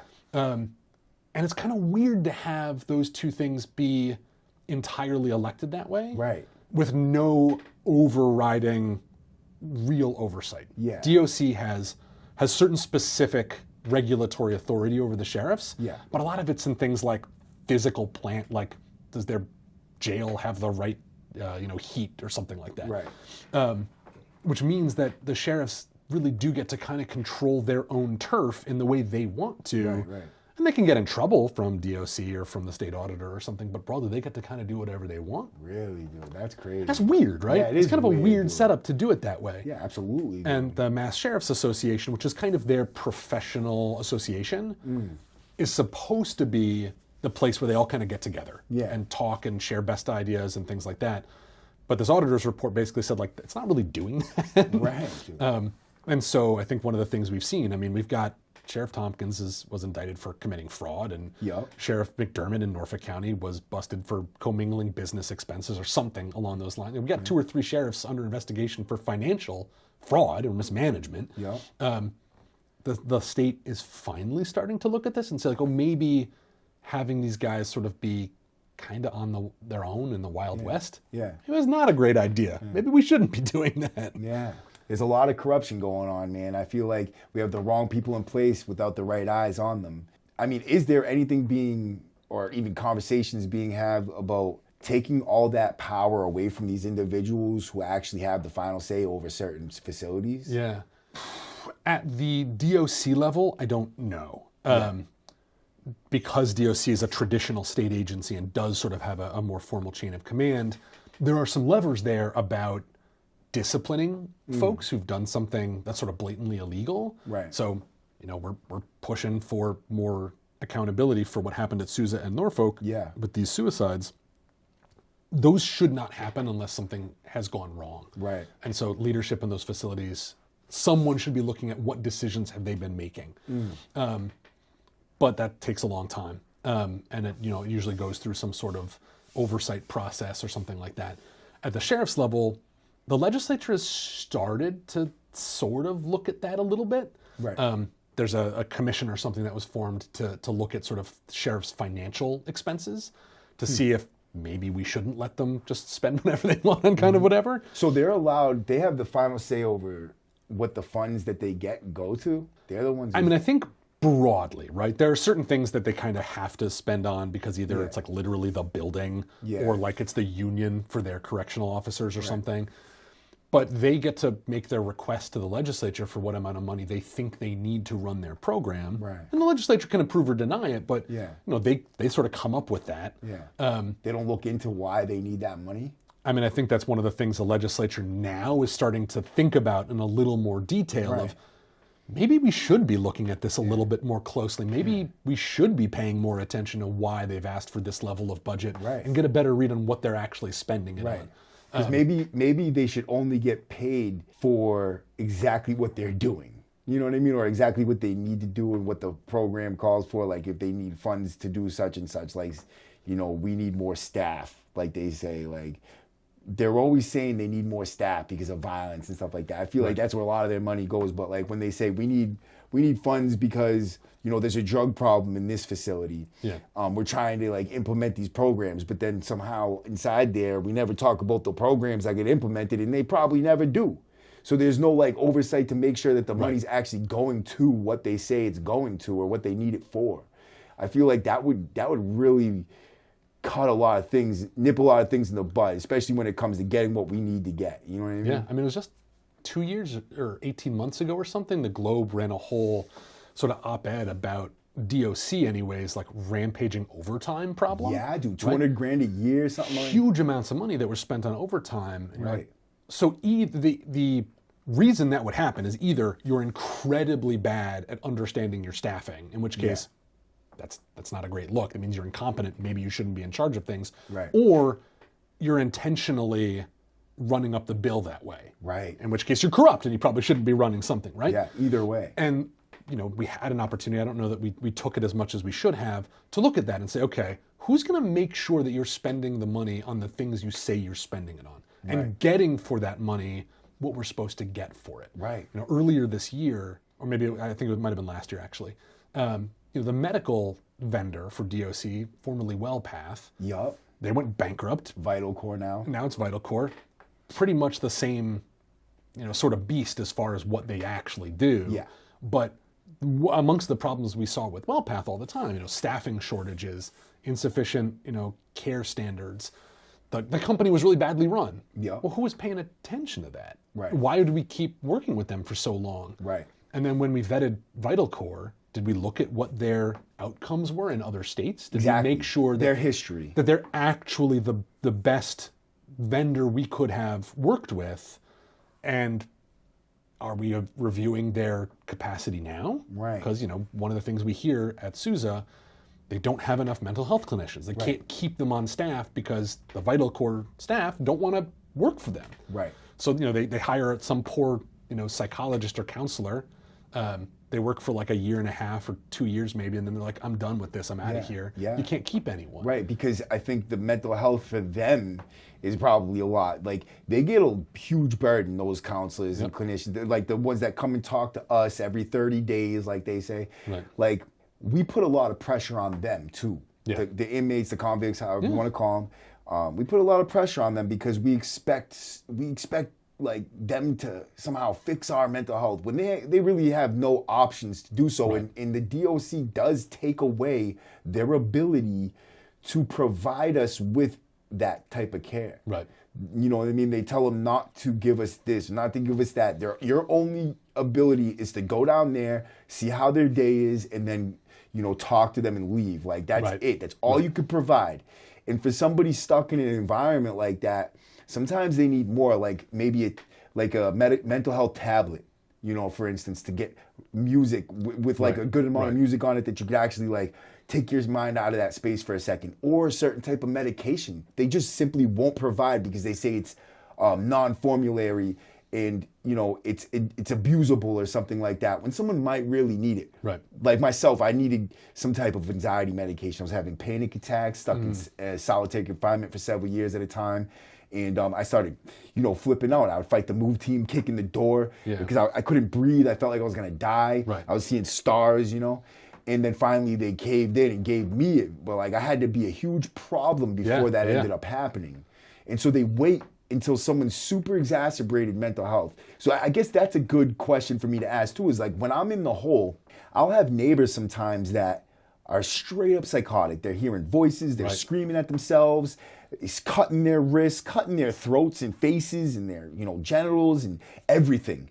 They'll never get out of solitary confinement until their sentence of solitary confinement is over, no matter how bad their mental health is or gets. Someone like Eddie Ramirez, and I know maybe we can't talk about specific people, but he was just kept up there for so long. Anytime he would go to like Bridgewater, he would be fine.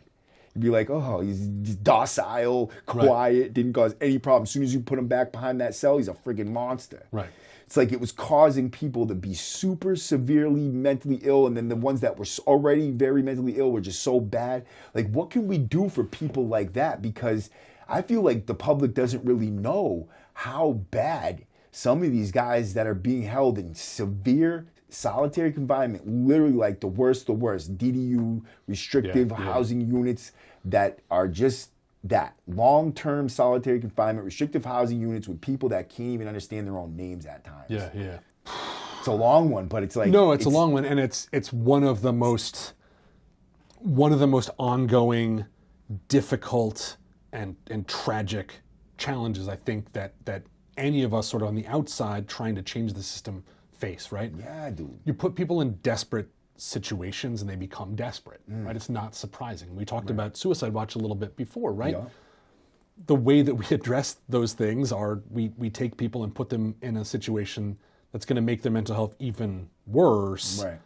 Hopefully, the best thing it can do is keep them from literally being able to take their own life. Right. But that's it. It certainly doesn't help stabilize anyone. It certainly doesn't help give them hope. So. And then they got to let them out of there. Right. After so long. I mean, I've seen people get kept up there for 6-7 months. Suicide Watch. Like, that's insane to me.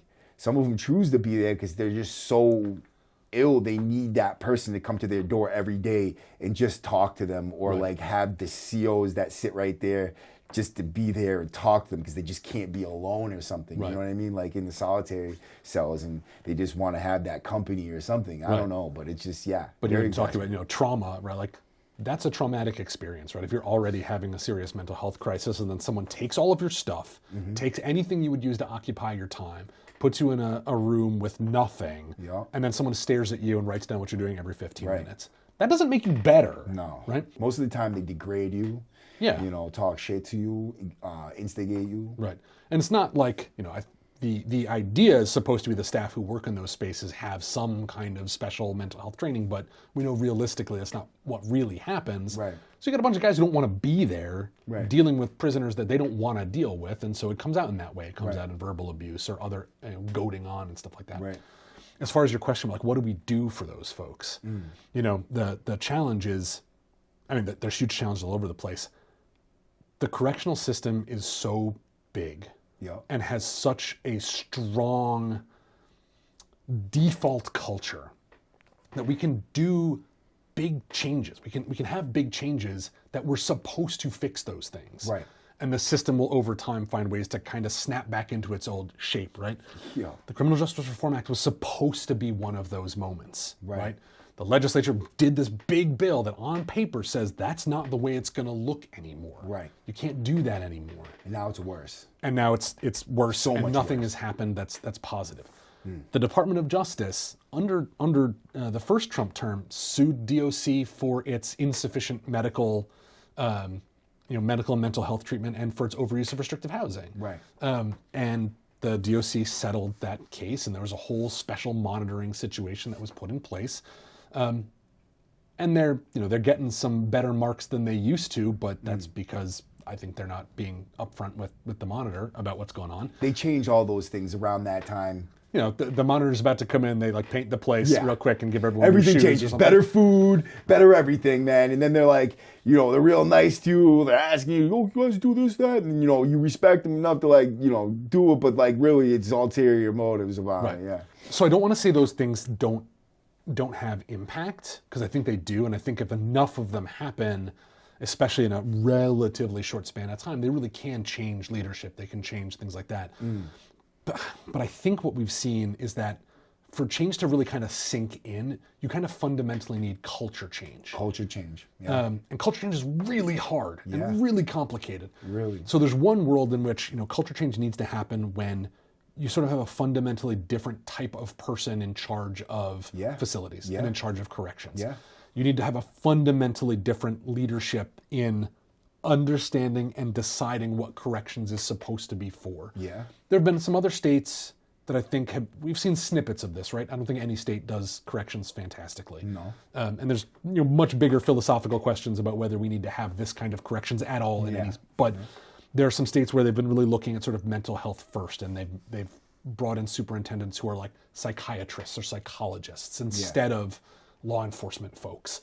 And that's had some impact, right? Yeah. It's had some impact. If we had a legislature that we can push into being much more cognizant that things are not happening inside the way you said they have to happen, and they were paying more attention, that could change things. Again, it would take some time, but those could change things. So one of the things that we've been trying to do at PLS and some of our sort of advocacy and policy space work is how can we make it more consistently clear to our administration and to our legislators that they're not always hearing things as they actually are. Right. If they just listen to what the correctional system is telling them, they may either be getting stuff that's not true on purpose, or they're not getting stuff that's true because leadership in those spaces doesn't know what's going on. Right. And that really there needs to be more active review and oversight. Yeah. I would assume there's a certain amount of professional pride. You were a legislator who worked on the CJRA.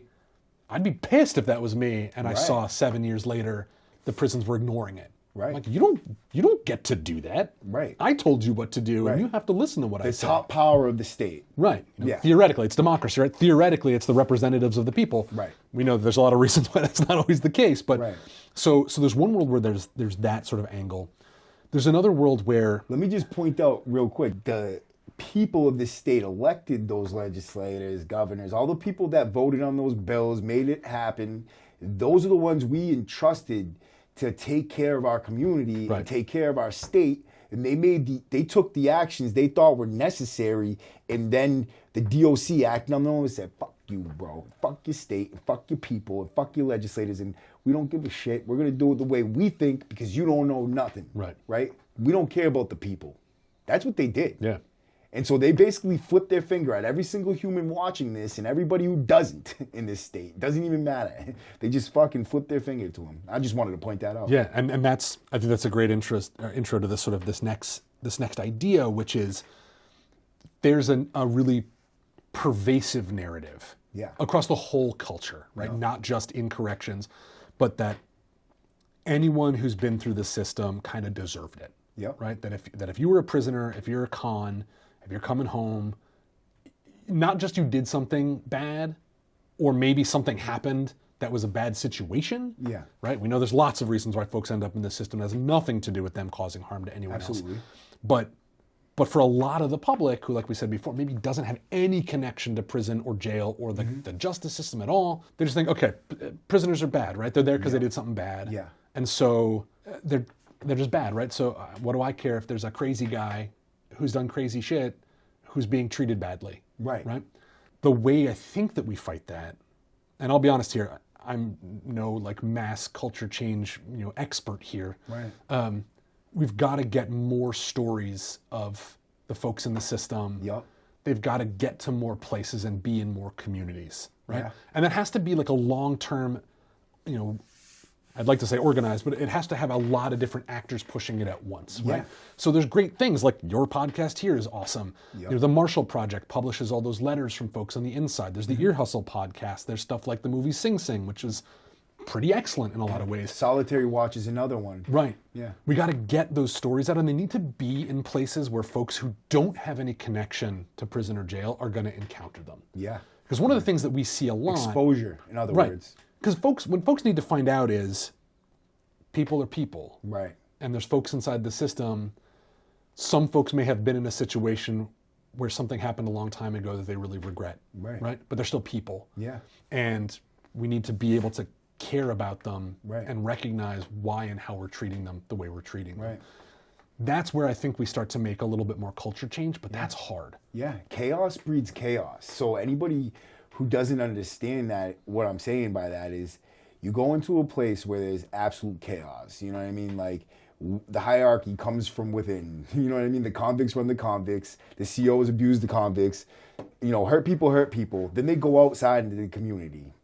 And those people bring with them all the trauma and all the shit that they got from that prison sentence.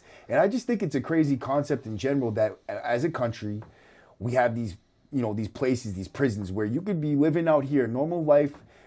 But someone like me, probation, we have a fear of constantly going back. That's one thing. Yeah. But also, anybody, any person could get snatched up and thrown into one of these places. Dude. Right. You're in an alternative universe now.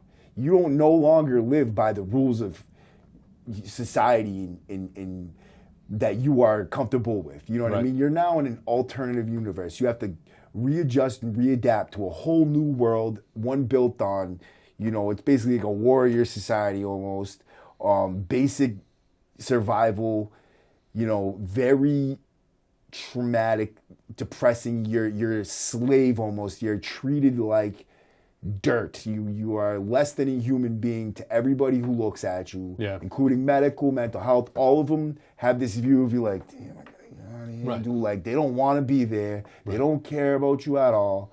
And if you don't care about the person in front of you, you can't help them at all, dude. Not in any real way, dude. No. You know what I mean? So two things that what you just said sort of made me think of. The first is, it's awful, and I'm really terrified and scared of it, but I'm wondering if the wider culture is starting to look at sort of what we see from ICE and the way that they're picking people up and sort of grabbing them. It's the same attitude towards prisoners. Right. That would sort of say like, look, this is shocking people's conscience as I think it should be. We've been actually doing that for kind of a long time, the way that we treat people. Yeah. And it's been happening at home in our community for a while, and you just didn't see it because you didn't have to. Yeah. And it's only because inside of a prison. Right. And then the second part of that is the sort of other side of the culture change coin, and this one's really complicated, and I don't have a good read on this, but because I don't think that our solution to this or to changing culture is to make prisons bigger or more attractive. Right. Right? But, like you just said, if you don't care about the people that you're supposed to be working with, Right. you can't help them. Right. You're always going to find a way to do either the least or to cut corners or to take out your frustrations and anger on the folks that you're supposed to be supporting. Right. Subjecting them. Right? How do we make working in the system a different kind of experience? Right. Right? There's a lot of COs. I don't know all of them, right? Are there some COs out there who probably are trying pretty hard? Yeah. I'm sure there are, right? Yeah. Just like police forces, right? There's a Right. lot of police who really do believe in what they're doing. But if the setting you're put in doesn't value that kind of skill set, Right. it only values, how well can you get people to shut up when you don't want them talking? Even if that's not the best way to do it, right? Does the system actually only value whether you back up your colleague no matter what they did? Right. And if you are the one who's like, what you did was fucked up, that's against protocol, it's against the rules, that's going to make us less safe. But if that means that you're now less safe, how do we make that process and that side of things a little bit more manageable? Yeah. Now, my thought would be there's a whole bunch of ways you can put in different kinds of standards for COs or for program officers. You can have additional types of training. But if right now the answer is like, look, it's a pretty good paying job and you don't need to have a lot of qualifications. Yeah. Then you're going to get a lot of folks who are like, well, I just need a job. Yeah. And I don't have a lot of qualifications. And so I'm not going to care that much because I'm just here to punch my time card, man. Right. I'm here And to they're punch in going to and do punch out. exactly what they need to do, what the other COs there are expecting them to do. And for the most part, especially what I hear coming out of Suffolk County from the guys in the max from where I lived at for 17 years, is that, you know, the COs have their own society and they're expected to hate you or not, or dislike you, or, you know, at least be so disconnected from you that they could do whatever harm to you without it causing them any type of trauma. Because that's what you do as a human. You disconnect. Right. If you know in the future you might have to do something to this person, right, you're gonna look at yourself separated from them. You know what I mean? And it's even amongst us, like convicts, like we kind of distance ourselves from each other healthily because we know, like, politics might change and I might have to kill that dude or I might have to hurt that dude. So you try not to look at them like the human being they really are. They're, you know, you go into full survival mode. And so I'm assuming the COs do that too. They turn off their emotions when it comes to the convicts. Or at least they're told they have to, right? And if you're a new guy or a new person coming into the system, you're like, okay, I'm here because it's a good paying job, it's a state job and stuff like that. But I want to make this a safe place. I want to make this a reasonable facility. I believe in these guys getting a second chance. But then you find all of your colleagues think differently and you can't get backup or support for running things the way you run them. And anytime you try to do it that way, leadership is slapping you down. Right. It's not going to take that long for that person to either leave, right, or and they do, or they fall in line. Yeah. Right. I've seen so many new recruits come in and leave. The ones that come in and they're like, wow, this is fucked up. And they tell you, like, some of them were good enough to even talk to you like a human, you know? So they'll tell you things like, and that is true. They leave really quick. The nurses who don't agree with it, because look at it like this. If a nurse wants to step up to the plate, they see something, they're like an outside view, you know what I mean? They're not technically a CO. They do work there, but they're supposed to care for you. You know what I mean? Offer you medical help and, you know, just be kind to you. You know what I mean? That's what their job entails. Like, the COs expect them to treat you coldly. Right. They don't want you to give anything extra. They don't want you to be nice to them. You know what I mean? Like, they'll look at the nurses funny, like you're starting to try to start a relationship or something, or you're going to, you know, stepping out of bounds. You know what I mean? And so they come down on nurses who try to offer kindness or things like that. So, and then any, like, officers who are trying to do that too, they look down on them. But I think that if those officers or nurses were to say, you know what, I'm gonna stick around, I'm gonna go against the grain, and I'm gonna talk about it out in public, I'm gonna talk about it on the news, I'm gonna talk about it in media. You know, there's a certain point where you have to say, you know what, fuck this, I'm going against this shit, dude. Right. This shit is crazy, dude. This whole concept we have of prison, like, we have places where people can go from a normal society to a fucking battleground overnight, dude, like, or at least going through the court process. I mean, some of these county jails are just like that, like Suffolk County. You go from the society, I don't know if you're living good out there, you might be in a fucked up situation out there too, but you go into these places and you're subject to these things, and it's just like, it's a crazy concept to me. Yeah. It's out of control. It's just weird. Like, how did this even all start? You know what I mean? Like, we needed safety. I have some interesting thoughts there.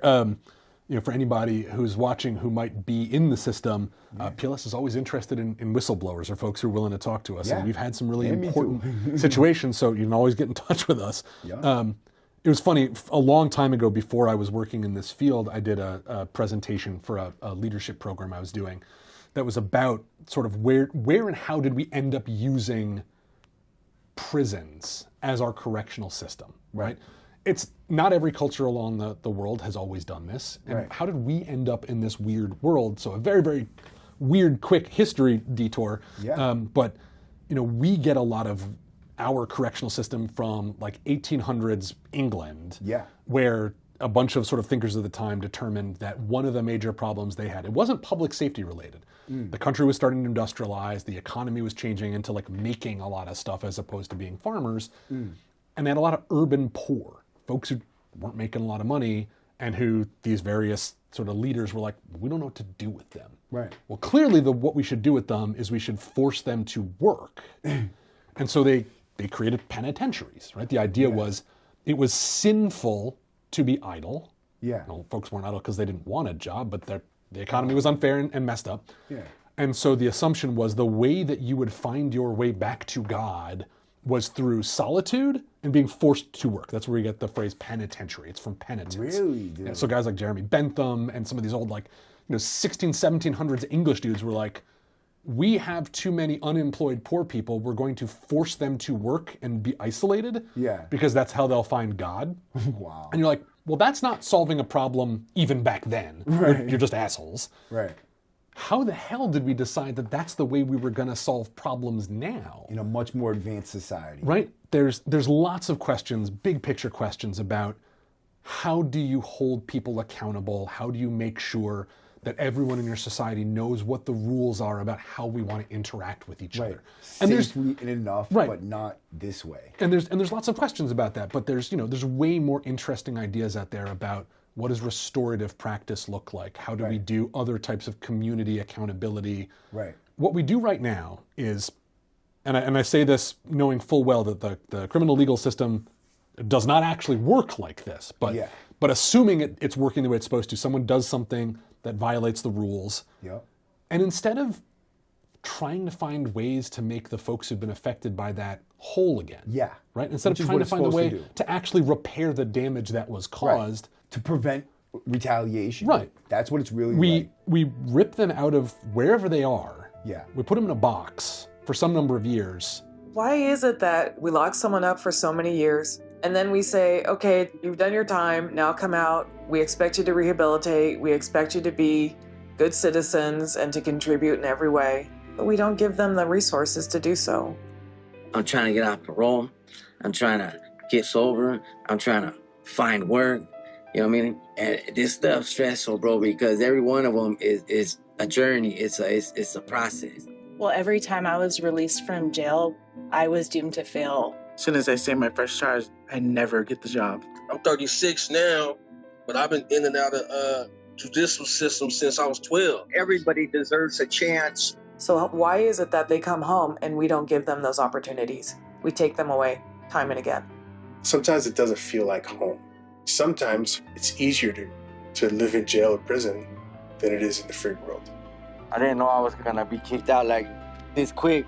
Their basic needs are not being met. Like dealing with my anxiety and PTSD attacks.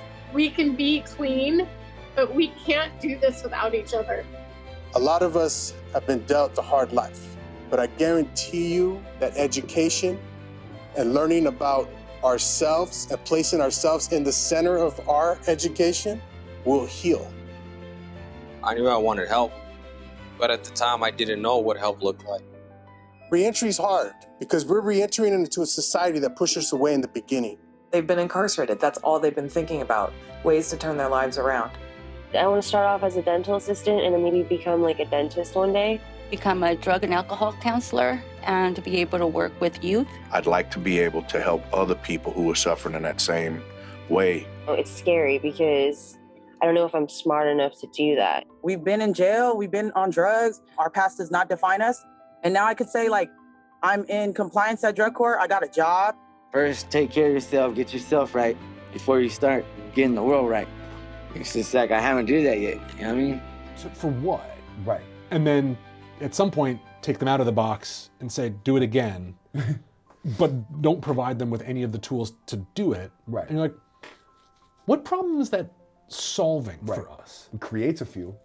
It creates a lot, right? Yeah. How many people, based on your experience of being in, how many people would you say were so consistently dangerous all the time that for their safety and other people's safety, they couldn't be in a community? They just couldn't do it. There's maybe 3 people I could think of. It's this tiny number, right? Yeah. I'm not so naive to think that every single person is always going to be kumbaya and perfect with each other, right? Everybody else is just living by the code because they have to. Right.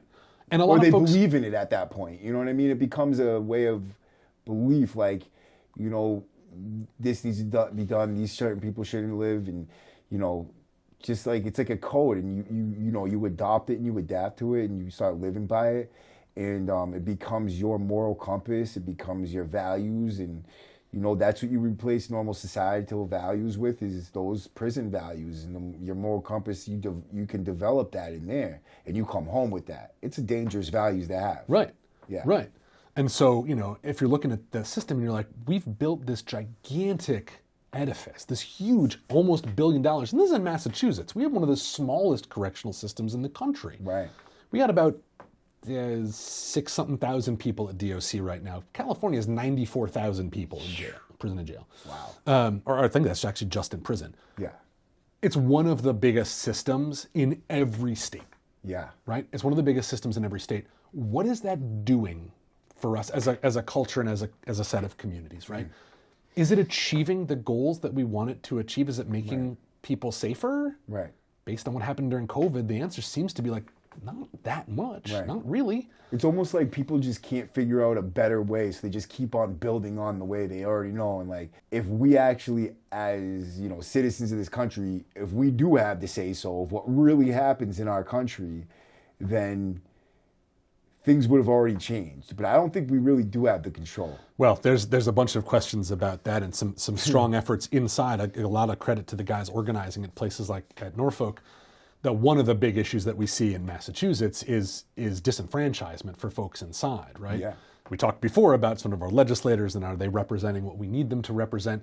Well, if one of the issues that we see is that the correctional system has a whole bunch of people who rely on that system for their livelihood, right? Right.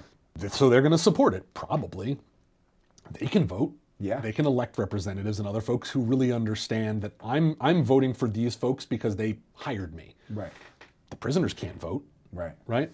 They don't get a say in it. Right. And when folks come home, you know, you can eventually get the right to vote back, but it takes a long time to get all of your stuff in order and get ready to go and put everything back in place in your life.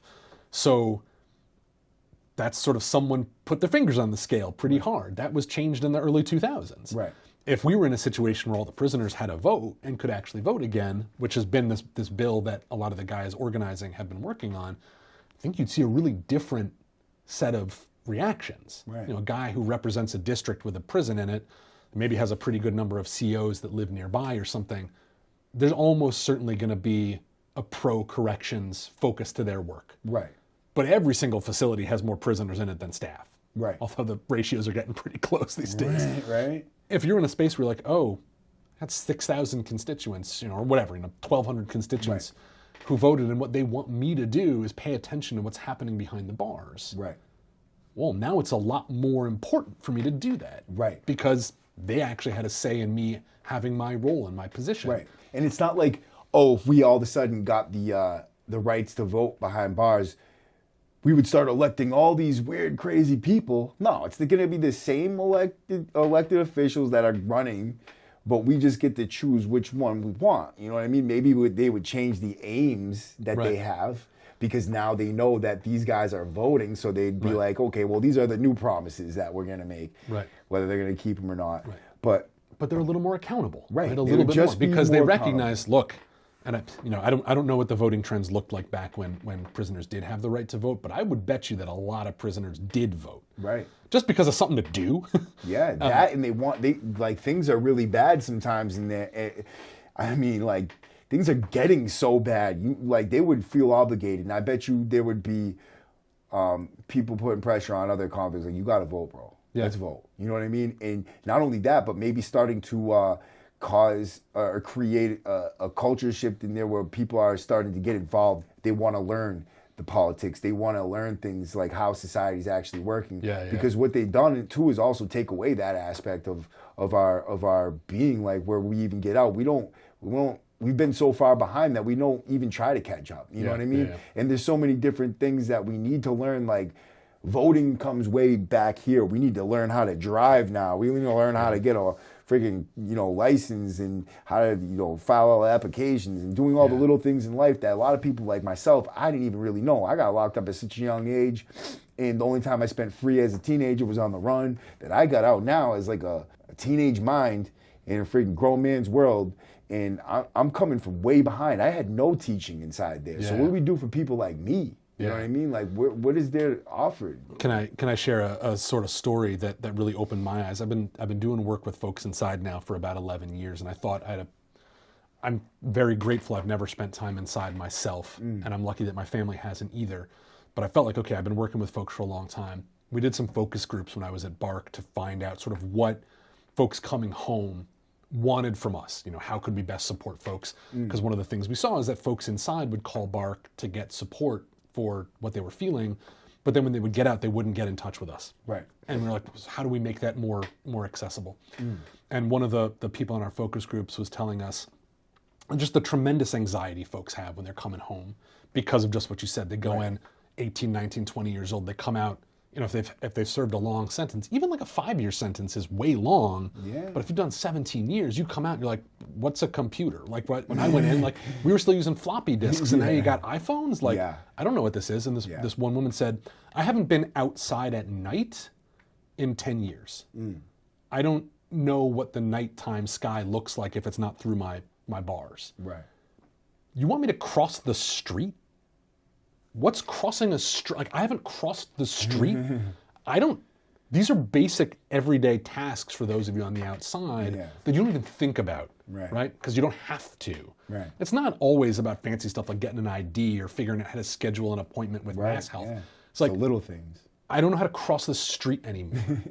I don't know how to ride the train. No one ever brought me on the T. Yeah. How am I supposed to get anywhere? Right. And I was like, finding your way on the train can be kind of difficult. Right. Sometimes. I'm like, oh shit. Like, I keep thinking about what I would assume are like more complicated tasks. I'm like, we got to support people in way more basic ways than that. Yeah. I've seen some good models, and this is probably beyond sort of PLS's scope, but of things that I think would make sense if we could find more ways to do for people. Community like outreach type things? So a combination of community outreach, but there's a group called Fathers Uplift that I used to work with a little bit that do a lot of cool things. Yeah, that's another thing we need a lot too, parental support. Right. And one of the things that they did, it was real basic, but it was really powerful, is they used to do what they call a therapeutic transport. Yeah. So someone's getting out. One, they pick you up. Just getting a ride home is like a pretty big deal. Yeah. But then what they would do is they'd basically drive someone around their neighborhood, and they'd basically point out like what's in the neighborhood now. And a combination of like, here's the grocery store, here's who owns it, here's the families that live here, here's where the school is. And it wasn't just to give people like data, although that's valuable too, but it was to give folks at least one opportunity to say like, okay, I'm coming back home, but it's not home anymore. It's a whole new world to me. I'm not gonna just get sent home wherever my home plan is and be like, where the hell am I? Right. It was basic connection stuff. We heard in some of those focus groups too, that one of the things that some folks coming home were doing was they were taking the places inside where they felt like they'd built some trust, like AA groups or NA groups we heard about a lot. And when they got out, they would call the instructor or the facilitator and be like, hey, do you have a job? Can you give me a ride somewhere? Can I crash on someone's couch? Right. That's not AA's job really to do that, but they were like, but I don't know anyone else here, and trust is the only currency that works for me. Right. I don't know who else to trust. I don't know how to work with any of these programs yet. I know you. You're like a person I know. Can I talk to you about it? Right. And so the state invested something like $30-something million in these community justice reentry centers all across the state. They're basically the updated, parole centers. And I don't know if you've connected with any of them. You may have. No, I haven't. That's another thing. They don't teach you how to reach out to these people or where they are or who they are. And so the group that's been running them has been sort of like shaking their fists and slamming their heads against the wall to try to get behind the bars before people are out. Right. Because it's not as simple as like, okay, we have resources for you if you can get to us. We can help you with your ID. We can help you with job placements. We can help you with housing. That's asking folks that we have systematically taught not to know how to do those things, or certainly not how to do them now in the modern world, and asking them to like somehow get themselves to a random building somewhere. Right. She was like, we need to be behind the bars to be talking to folks before they leave. They know who we are. They know what our phone number is. Show they them trust how to us. get there actually. Like, this is the directions. You get on this train, you go to this place, you get on this train, you go to that place, and Right. And this is one of those spaces where the system is so big that we're oftentimes sort of butting heads in ways that aren't productive. These systems are already funded. The state already kicked in, again, that's like $30-ish million. That's a pretty good chunk of change to staff it, to get it put together, to have it ready to go. And then DOC won't let them in. because Really? DOC wants to do its own reentry stuff. Yeah. And you're like, someone who's above both of you, make it work. Word, dude. Get them in. We're already funding this. Yeah. It's already around. It's pretty good. Yeah. Get them inside the system where DOC doesn't have its full sort of reentry stuff put together. Yeah. Don't duplicate effort, especially when the work you're doing over here is not that Sucks, good. dude. It's I've not been that to the good. reentry there, dude. It's trash. I didn't get anything out of it that was real and legit. When I got out, I was totally lost. That didn't do a fucking thing for me, dude. So it's like, even when we've tried to do good things in the system, again, the folks who funded the reentry centers and sort of put that together don't have either the authority or don't know what the reality looks like inside to make sure that this set of resources over here is actually working right. Yeah. And they're trying desperately over here, but DOC doesn't, if they don't have to let them in, if they're not required to do it, they're not going to do it. That's what we've seen. So let's talk about what people want to hear, which is who do we put pressure on to make that happen? Because that's a big fucking thing right there. Reentry into the society, mental health help, financial help, housing help, job help, driving, everything, shopping, whatever you want to call it, dude. Like, becoming sufficient on your own. Learning how to have a man walk out there and within at least a year, 2 years, be able to stand on his own 2 feet and know what he's doing in life. Right. So I'll toss that question back to you in a second too, because I think you have a perspective on how do we get these stories out there. I want to be upfront that I'm looking at it from the PLS side of the world, which is just one perspective. Right, absolutely. Right? So from our perspective, the like, how do we get these things to move? Right. The one is, if you're in the system, come talk to us. If you're a prisoner, call us, tell us what's happening. If you're a staff member, call us and be a whistleblower. That's super helpful. They'll almost sue DOC and we can use what you say. That's super essential. Yeah. Or contact me at my email and I can put you in touch with the right people. For get folks, you on here. For folks who feel comfortable and feel like the levers of government is a space they're willing to go, the more phone calls and emails you send to your state legislators, the more they do pay attention. Okay. Right? That does matter. And a lot of our legislators can be a little aloof or hard to talk to sometimes, but some of them are really great. And they work for you. So at the end of the day, you can call and yell at them. Usually recommend that folks are a little nicer than mean, but you don't have to be happy. Yeah. The more we can call them, the better. The governor works for all of us. Call her office. And tell her, look, you have the authority to tell DOC, EOPS, to some extent the sheriffs, what they need to see, what they need to be changing to make things work better. So if I was to pick up my phone right now, literally, make a phone call, me and you right here, the state senator's office, whoever it is, right, that has whatever control over getting that person in there to start these reentry, what phone call, what number would I call? Like, who would I dial? Yeah. So there's a website. It's ugly. But it's usable. It's malegislature.gov. It's literally the website for the Massachusetts legislature. And what you can find on there is the name, the district, the phone number, and the email of every single representative and senator in Massachusetts, right? Every single one of us, anywhere in the state, has a senator and a representative who represents us. Okay. So in my case, I live in Watertown. My senator is Will Brownsberger, right? Okay. He represents my turf. Right. And Steve Owen is my representative. He represents my town. And if I look them up, I would find their phone number and I could give them a ring.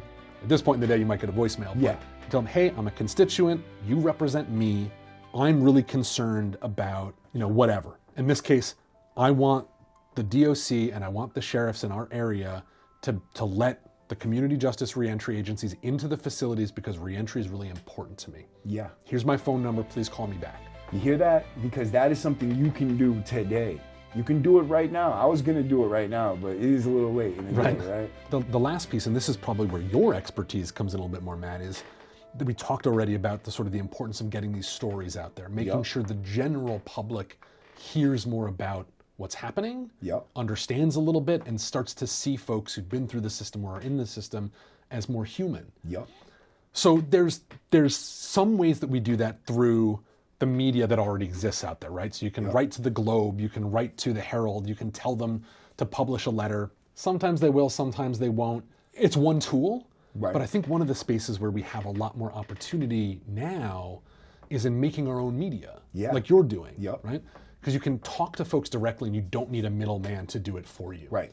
And being able to build an audience or to connect with folks and say, look, I know this because I lived it. Yep. And this is what I think we need to do. Or even just, I don't know what we need to do, but I need you to hear it. Right. That can capture people in ways that those other things won't capture people. And then giving them the outlet of what to do with that information. Right. That's what this is, because I've been doing that. And if you guys are really listening to this, that's why I always ask you to like, comment, share these videos, because it's not about me getting, status on YouTube. It's about these videos reaching more and more people. The more you like them, comment, share them, the more people that aren't even in this way of life will see them. They pop up in everybody's algorithms. Yep. Hit the likes, hit the subscribe, hit those, share buttons, share it to Facebook, share it to Instagram, share it to your grandma who never knew anybody in prison, right? PLS exists because of this. In the early 70s, there were prison riots across the country. There was a really bad one in Attica in New York that got a lot of people's attention. Yeah. And there was a riot here, Walpole, when it was still open. And it was only because folks paid attention who maybe wouldn't normally have paid attention. They said, holy shit, what's happening in prison right now? Right. What's going on?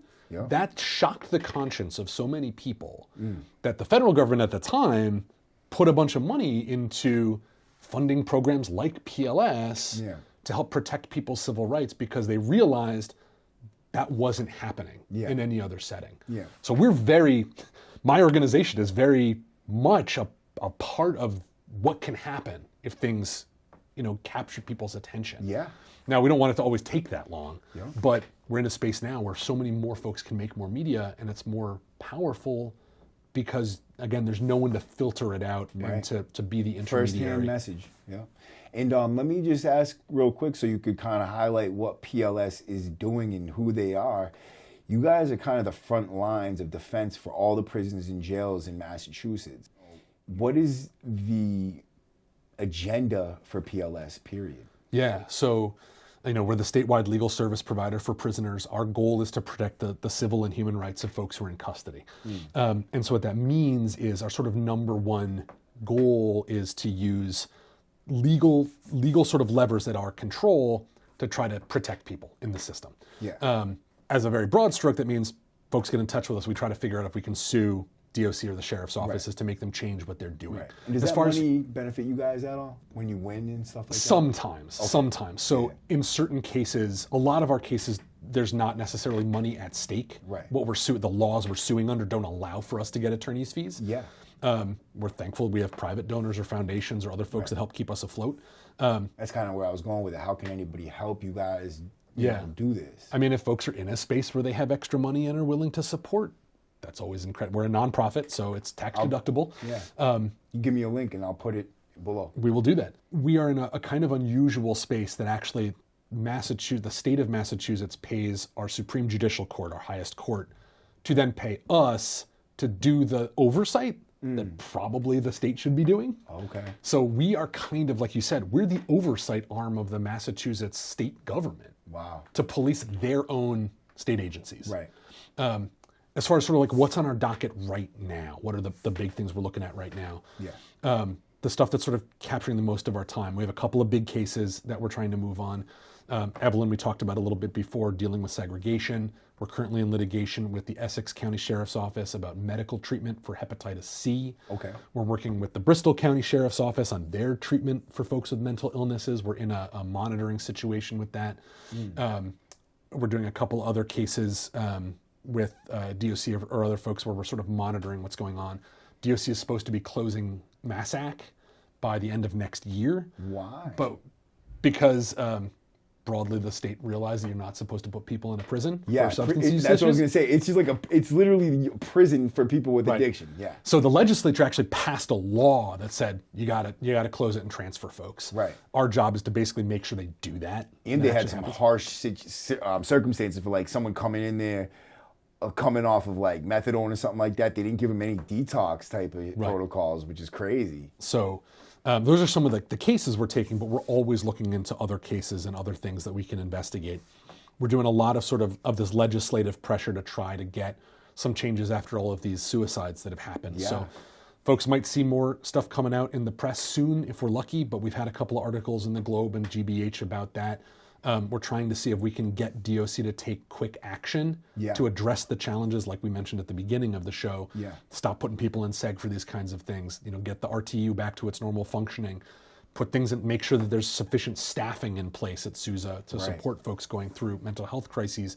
And then always looking at violence. Violence is always, unfortunately, a key issue. One of the things I know we haven't talked about yet a ton, and we may not have a time to go into it in full detail, but we're really keeping our eyes on what's going on with K2 and how folks inside are being treated. Right. Because we have a lot of concerns about where and how the correctional system is using K2 as a cover or as the excuse to do other things that they want to do. Right. And that don't realistically have anything to do with K2 or are so extreme and so dangerous that they have nothing to do with solving the problem. Right. Has the DOC been able to offer any type of, or at least claim that they're offering any type of like drug rehabilitation in Sousa or any of these places? Like Sousa particularly for me. Yeah. So what we've heard so far, and I don't know to what extent we should trust any amount of this, right? Right. What we've heard so far is K2 is so hard to detect because as a drug, it's actually like hundreds of different drugs because it's basically stuff you make in your bathtub. Yeah. It's so hard to detect and the symptoms it causes are so different that there isn't one way to kind of treat it. That's bullshit. It's a drug. It's a drug you use to cover up mental health or self-medicate or just like any other drug. Yeah. Right. So while there's a limited amount of truth in that, and that like there isn't from the American Medical Association, right? There isn't like one set treatment pathway. Right. There are a lot of general things that are best practices for anyone who's used a substance about how you should both help them address potential overdosing, detoxing in a appropriate setting. Right. That like kind of no matter what kind of substance someone was using, whether it was cocaine or Suboxone or K2 or fentanyl or whatever, that you should be doing. Yeah. We don't have any particular confidence that DOC is doing that in the medically appropriate way. That's not what we're hearing from the clients inside. We're hearing that, again, it's more of a like, if the facility doesn't like you, they throw you in seg and claim you were using K2. Right. Whether or not you were. Right. If you were, now you're stuck on your own trying to dry out in a cell. Right. For some folks, that can be fatal. Yeah. Yeah, that stuff causes a serious crash and depression when you come off of it. Right. Coming from me, I smoked it for several years. When I stopped, I felt like my skin was gray. I felt like trash for like weeks and weeks. Yeah. I almost thought like this is never gonna go away. Like I felt like I had no more joy left in my mind. Like my brain had produced so much like of that chemical that makes you happy while you're smoking it. It's like spikes so high. Yeah. When you stop, it's like Right. plummets, And I think the same thing we've seen in other iterations of a drug panic in the correctional system. There's always some drug. And if you remove the reasons why folks might feel like they need to use it, right? Like you can't get rid of the drug problem by punishing the folks who've used it. Right. One, because that doesn't actually change how it gets into the system. Right. Or the reasons why folks want to use it are still there. Absolutely. If folks feel like the only peace I can get mentally or emotionally is when I'm high. Yeah. Because my day-to-day existence is so miserable. Right. I'm so restricted. I'm so, caught up in my mental health challenges that I'm getting no treatment for it. Yep. There will be some demand for it. It will get in somehow. Yeah. That's a great point. Sometimes through the staff, right? Oftentimes through the staff. So you can try to punish people for it.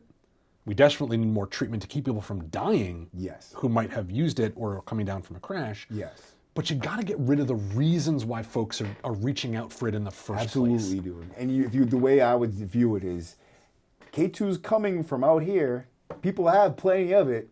They won't touch it because they don't want to, and they don't have to. You know what I mean? There's other options. Like, give people other options, dude. Give them an environment conducive enough where they don't want to use that type of serious type of drug. Like, that's not something people would normally choose to use if there was other things to use. I'm not saying give them another type of hardcore drug to use, but I'm saying like maybe if you gave them like a gym with weights and like a way to build your body. Like here, we're gonna provide you with like protein shakes and supplements to help you grow your body, and like then we'll give you like something to help you like learn, something to help you like grow your mind over here. I mean, because you're doing other things that are gonna build you up and like make you feel better. You don't want unhealthy things in your life. What we've heard from so many of our clients and so many of the folks who were formerly in the system, folks got to have hope. Yeah. And there are a lot of things that can help tether people to the world outside the walls that give them hope. Yeah. But that means you've got to actually make sure folks can access them, right? Yeah. We already digitized a bunch of mail. Yeah, mail is under the last drug scare thing, right? It's all white powder, cocaine, whatever. Yeah. So now we digitized all the mail. Yeah. That didn't affect what was coming into the facilities. And now folks lose one piece that little touch of humanity where you being can able get to like a connect with card folks. from your grandma and you could smell it and you could smell Right. the home. You know what I mean? Yeah, that was a devastation right there. I'm a new parent. I have a young kid at home. If I couldn't see my kid's artwork, right? If first of all, like if I was separated from my daughter permanently, that would crush me. Yeah. If I couldn't get her little scribbles and stuff like that, but like, that's my life right there, man. We did the same thing with visitation. If one of the few places where folks get these connections to the outside world and see, okay, this is miserable, but I see where I can get back to. Can I hold on for 10 years because I know I'm going to come back to my family? And at least I get to see them every now and again. But we've restricted visitation in a bunch of really lousy ways. Those things all drive the demand for self-medicating. They all drive the need for that. If folks don't have programming, if they don't see any positive options for them, if I can get a degree, if I can work out, if I can learn some stuff and actually have it count for parole, if I can see my family, okay, it doesn't make the system pleasant, but it gives people hope. Yeah, one of the issues that I've had in vocalizing or just even conveying to people just how much a touch of humanity can change things for people. That's one of the issues I've had, because I don't think people understand just how big like a combination of these little things can be, especially when you take them away and you have nothing there, nothing else there. It's just like think about just being locked in a room with nothing in there but your bunk, your maybe a few books, maybe even someone else in there that you don't know. Right. For any amount of time that's like more than a day, you have nothing. I'm not talking about any type of luxury there, dude. You're gonna shit, you're gonna piss there. You'll have COs coming in and banging on your door and like making sure you're alive, but like more than that, and it like that can't even touch what I'm talking about here, dude. We're talking about a cold steel brick concrete world with very little to offer in the way of giving someone hope that this could be manageable, or you could even do this time. Because mentally, some people think they can't even do that time because it's just that restrictive. And you know what I mean? Especially when you get to places like DDU and they already gave you a sentence, 2 years DDU. Now you're there. For that 2 years in that little tiny cell, with nothing there. And then, depending on your circumstances, it could be very, very bad. If you assaulted a CO and you got COs coming after you now, it could be very bad. I mean, for the folks out there in the world who maybe have a background like mine, right? That they care about the system, but they don't have a lot of personal experience with it.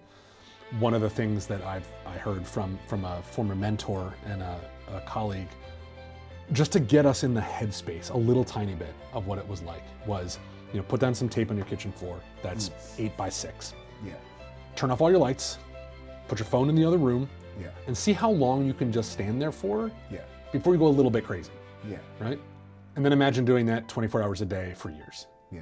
Right? Like, I'm addicted to my smartphone. I have a problem with it. Yeah. I can't be bored for more than 5 minutes. And then I'd start doing something to try to keep my brain active. Yeah. But even a visual of the surroundings is different, because now you can see, you got furniture, you got things there. You know what I mean? You got security around you, dude. You don't have no security inside there. There's nothing. That's a good point. I think we did a good job. I mean, I appreciate you coming in here. Thank you so much. If there's anything we feel like we could touch on it at another point, maybe whatever it is, dude. If something else pops up that's serious, whatever, I'd be willing to sit down again anytime, Oh, it was my pleasure. Thanks so much for having me for so long. Yeah, absolutely, man. You guys already know what time it is, dude.